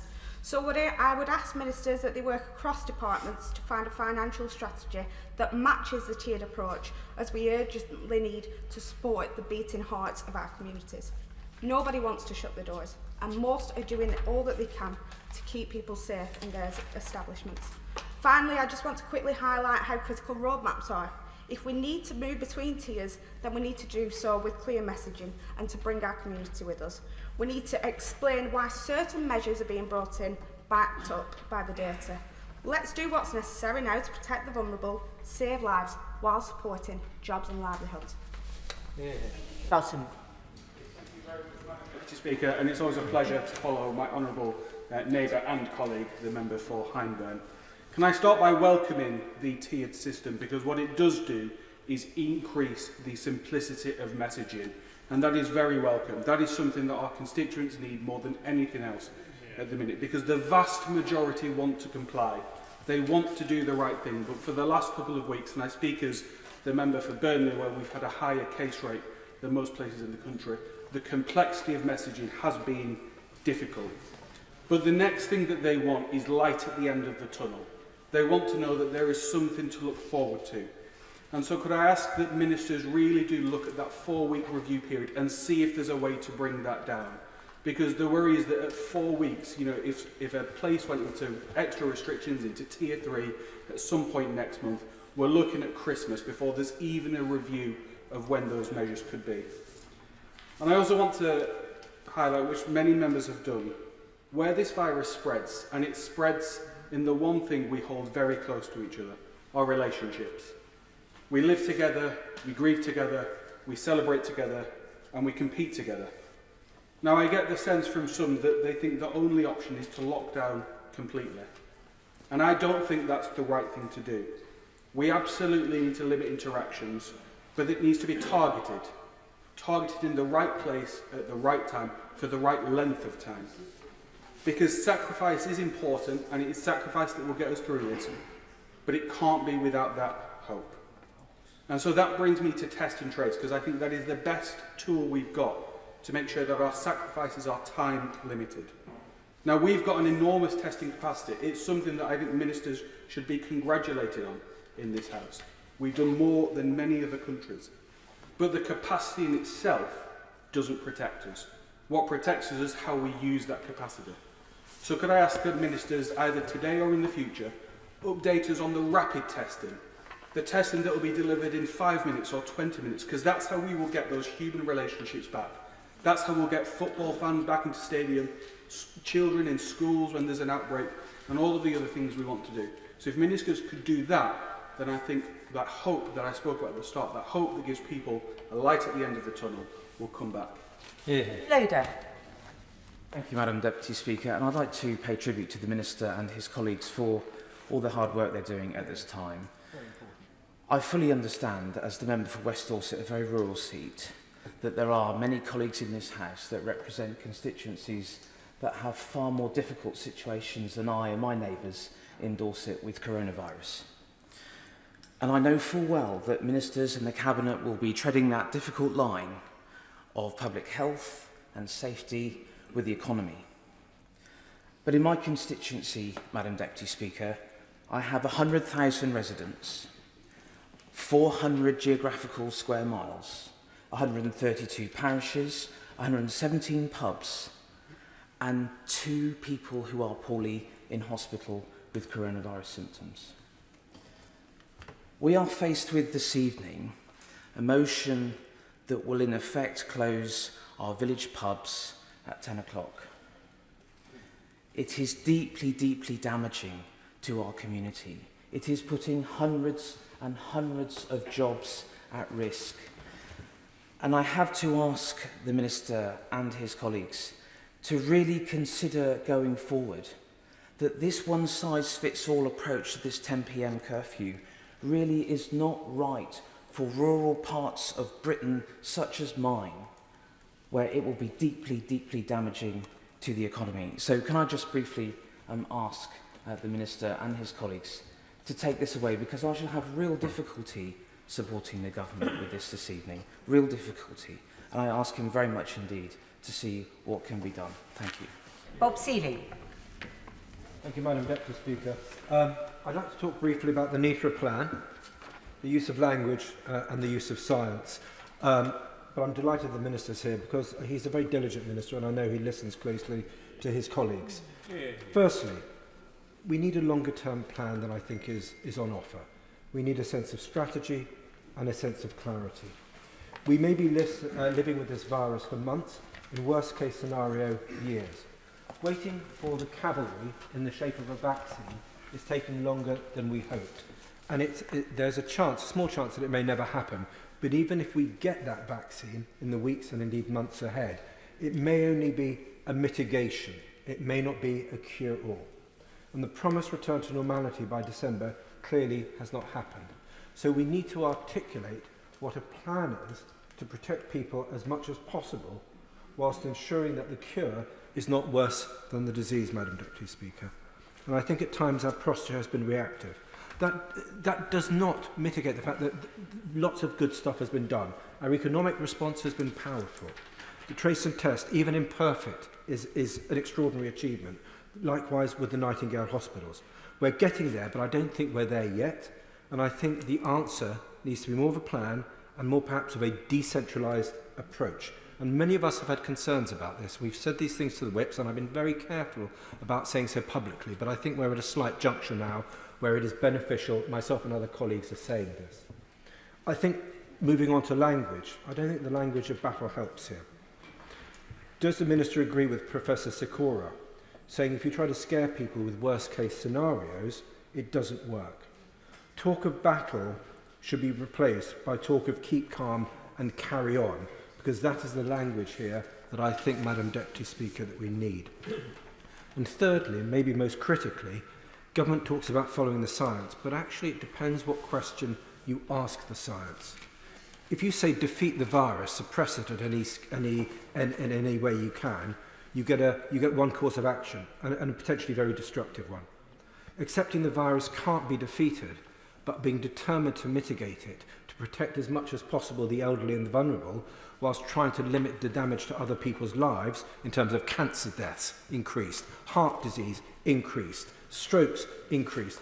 I don't know God knows what's happening to mental health in the country with people cooped up so much. So we need a sense of balance.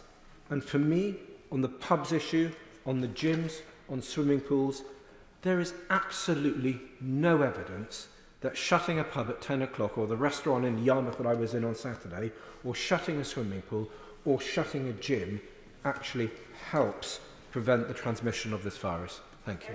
Thank you, Madam Deputy Speaker. I'm glad to follow my colleague from the Isle of Wight, but also my colleague who spoke earlier. I'll pick up on his theme from devices. I represent the constituency in Cornwall, and we are the only part of the country which is different colour to the rest, because actually we have reducing numbers of coronavirus, and that's why the 10 o'clock curfew makes no sense. We talked again this afternoon, I don't want to rehearse everything that's been said or anything, but we've talked about the issue of consistency, and yet we've told pubs they need to close at 10 o'clock. We've done absolutely nothing to curtail the sale of cheap alcohol in supermarkets. And once again, we're seeing the supermarkets doing everything they can to maximise their take on the back of this coronavirus. And so we have pubs that are being told to close. They're looking out of their window and they're seeing large groups of people after curfew drinking alcohol they brought in Co-op, dare I say, or other high street stores and supermarkets.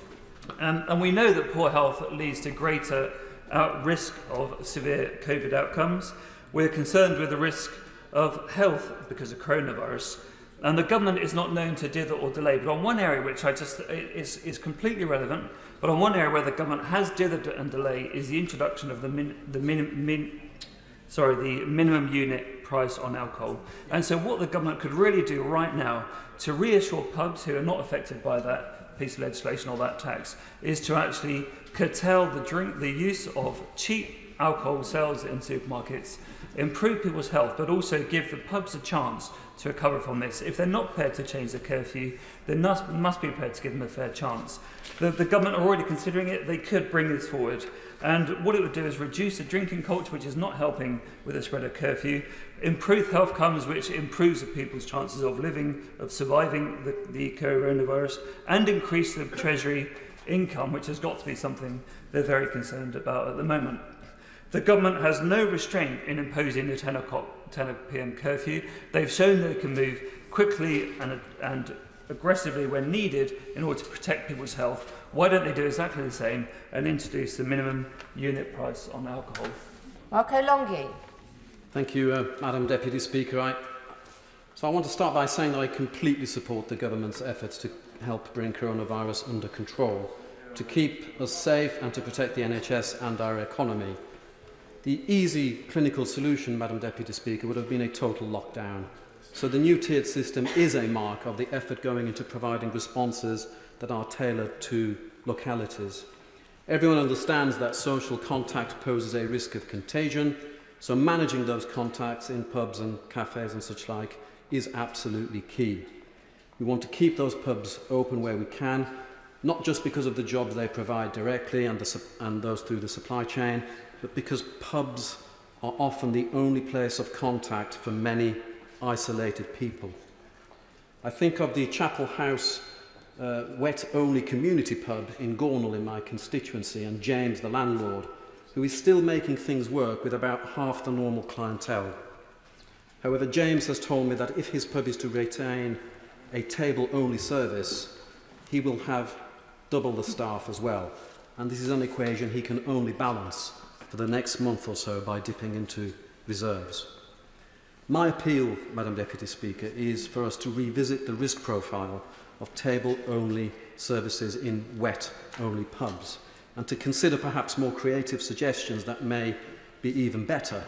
At the moment, new young staff may be COVID asymptomatic and moving from table to table, taking orders and then coming back, serving that table.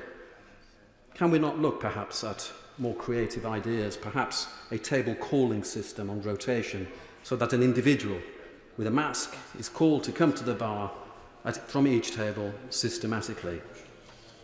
All I am asking here, Madam Deputy Speaker, is that we revisit the science around this specific issue. And then, whatever the outcome, I feel certain that Dudley people and people in Gornal will play their part in defeating this virus. So Paul Bristow. Thank you, Madam Deputy Speaker. I have no choice really to be brief, so I'm just going to make three short points. The first is that lockdowns hit poorer people.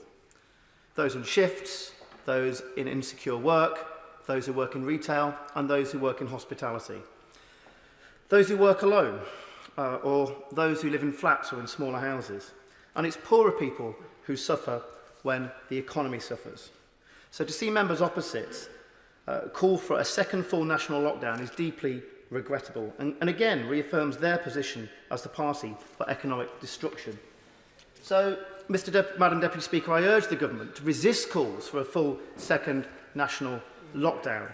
It would be harsh, it would be destructive, and it would quite literally condemn people on low incomes to much more difficult lives. Secondly, what happened in Peterborough during the last lockdown was remarkable. Stevie Wiley, Ishfaq Hussain, Zilla Hussain, and countless others inspired a city. We looked after the vulnerable, we delivered food to those who were shielding, we fed our rough sleepers. Madam Deputy Speaker, we come in different shapes and sizes, different ethnic groups, and even speak different languages, but we came through this as one city, perhaps more than any other city. But I don't want to do this again. Couples remain unmarried, Serious medical conditions remain undiagnosed. And in the case of my father, who died during lockdown, we're still unable to say goodbye in the way that I would like. And to be honest, I still grieve over this. Peterborough has a rate of 56.4 per 100,000, and for a big city with intergenerational households, dense housing and economic challenges, this really is a remarkable achievement. We have done the right thing, and we don't want to be in Tier 2. And I want the Minister to hear this very clearly. We don't want to be in Tier 2, and we will do everything we can to prevent this. And this brings me on to my final point. So many pubs and restaurants in Peterborough feel like they're being punished, quite frankly, for doing the right thing. They have gone to considerable expense in order to prepare themselves for these restrictions. And the 10 p.m. curfew in my city is having a devastating impact. Pubs and restaurants have closed, not might be closing, have closed as a result of this. And why, Madam Deputy Speaker? When I look my pub landlords and bar managers in the eye, I struggle to really answer that. So I urge the Minister, I urge him to review that 10 p.m. Curfew, communicate why he feels that's a good idea, listen to the industry and reflect on what I've said today. Madam Deputy Speaker, it's a pleasure to be called this debate, and it's a pleasure to see the Minister, who I have a huge respect for, on the front bench. This issue is one of national interest, is it not?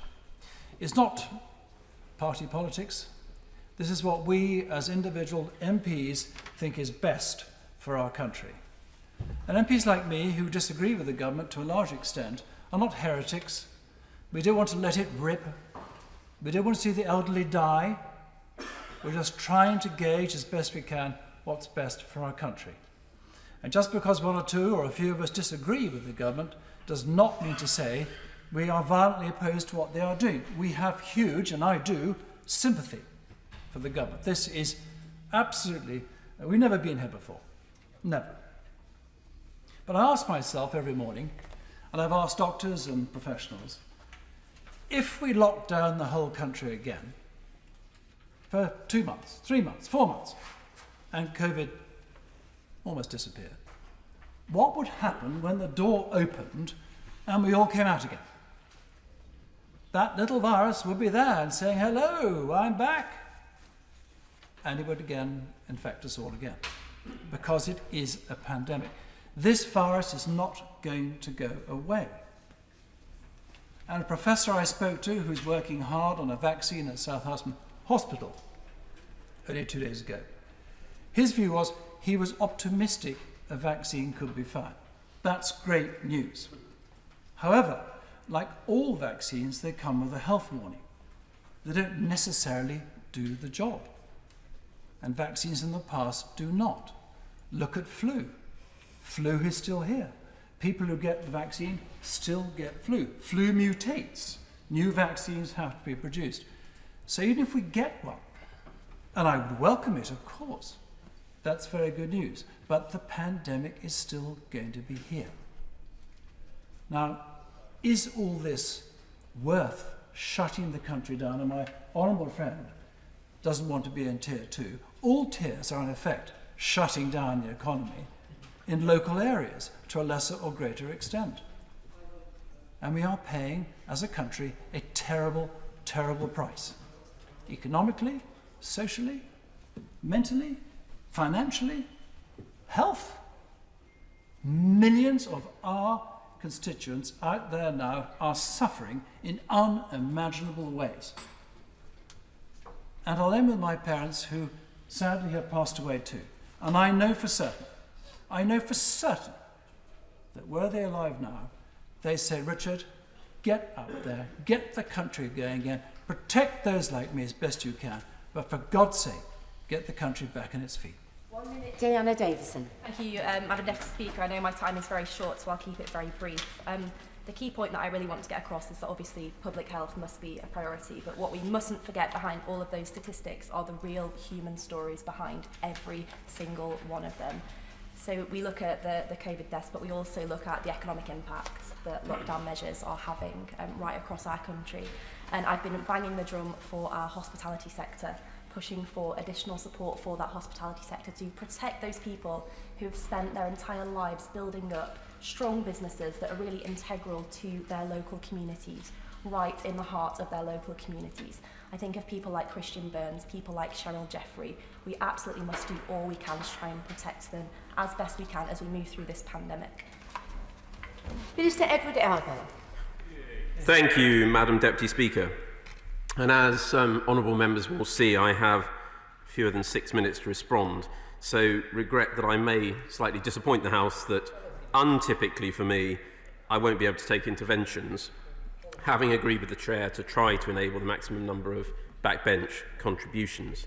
Madam Deputy Speaker, we have heard many different views and perspectives today, and while I may not personally fully share all of them, each represents an important and sincerely held point of view. Whatever differences of approach among honourable members, it is clearly the case that all members passionately share the common objectives of protecting lives and livelihoods, and no one should, I believe, doubt the underlying unity of that purpose in this House.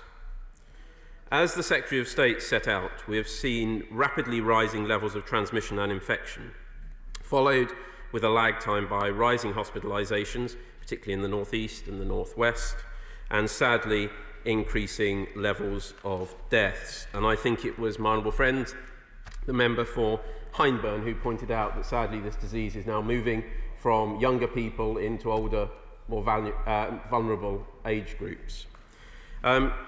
Therefore, we need to take further measures to protect the public and the NHS, as we have done throughout this pandemic, as we enter the winter season. At the same time, we seek to make sure that individuals and businesses are not subject to restrictions that are disproportionate to the risk in their area and indeed the risk this disease poses. We need to continue to suppress infection rates and transmission. And this is not just about protecting health, it is also about protecting our economy. As honourable members and right honourable members have said, regrettably, there are no easy choices here. This is why, also recognising reasonable calls for a simplified, clearer set of regulations, the government is doing just that, putting in place a simplified, tiered framework so individuals and businesses can clearly understand the rules in their local area, the restrictions in place, and what they will need to do to comply with them. To do this helps build on the consent and the compliance that many colleagues have spoken about in this House that comes with taking people with you and clarity of messaging. Now, the government is acutely sensitive to the impact that these restrictions will have on local areas, and honourable members have spoke passionately on behalf of their individual constituencies today, including a large number who have spoken and put their point about their perspectives on the 10 p.m. curfew, which the House and others will have heard. We have worked and continue to work closely with local leaders to seek a consensus on the actions we are taking at each level. In the time preceding these announcements, we increased engagement with local authorities at official level and meeting with local leaders and directors of public health. Their valuable insights have helped shape this new system set out in 3 of the regulations today. And I have to say, I know of no minister who has done more to engage directly with colleagues, councils and communities than my right honourable friend, the Secretary of State. Local authorities and local leaders will be involved in any further actions and decisions about what level each area falls into. And having previously spent almost 10 years as a local councillor, I pay tribute to the dedication of council officers and councillors, and I'm clear about their vitally important role working in partnership with a national approach. We recognise, of course, there are elements of the restrictions that are difficult for individuals and businesses, and I pay tribute to the British people and recognise the huge sacrifices they have already made. That is why it is right my right honourable friend the Chancellor has introduced further support measures alongside the very extensive support package that this House has already had set out to it earlier in the year. The measures in these regulations are reasonable and proportionate given the increased rates of transmission that we are seeing, and in the context of our clear commitment to keep education settings open and businesses open as much as possible. I would also reassure the House that throughout, as evidence and the science, and I use that term in the plural, develops and evolves all the time, we continue to keep that under review, and I approach emerging scientific evidence with an open mind. I urge honourable members to join me today in supporting these regulations that are before us, both those related to the COVID alert levels and to enforcement, action and tracing and businesses, recognising the very challenging infection point this country sits at today with rising infection and hospitalisation rates. The fight against this virus is certainly not over, and we must all continue to play our part in tackling it. These measures seek to do that in a proportionate and clearly understandable way. This House and its collective wisdom are vital to getting it right, and I hope that this evening the House will demonstrate that wisdom and vote for these measures. The question is, motion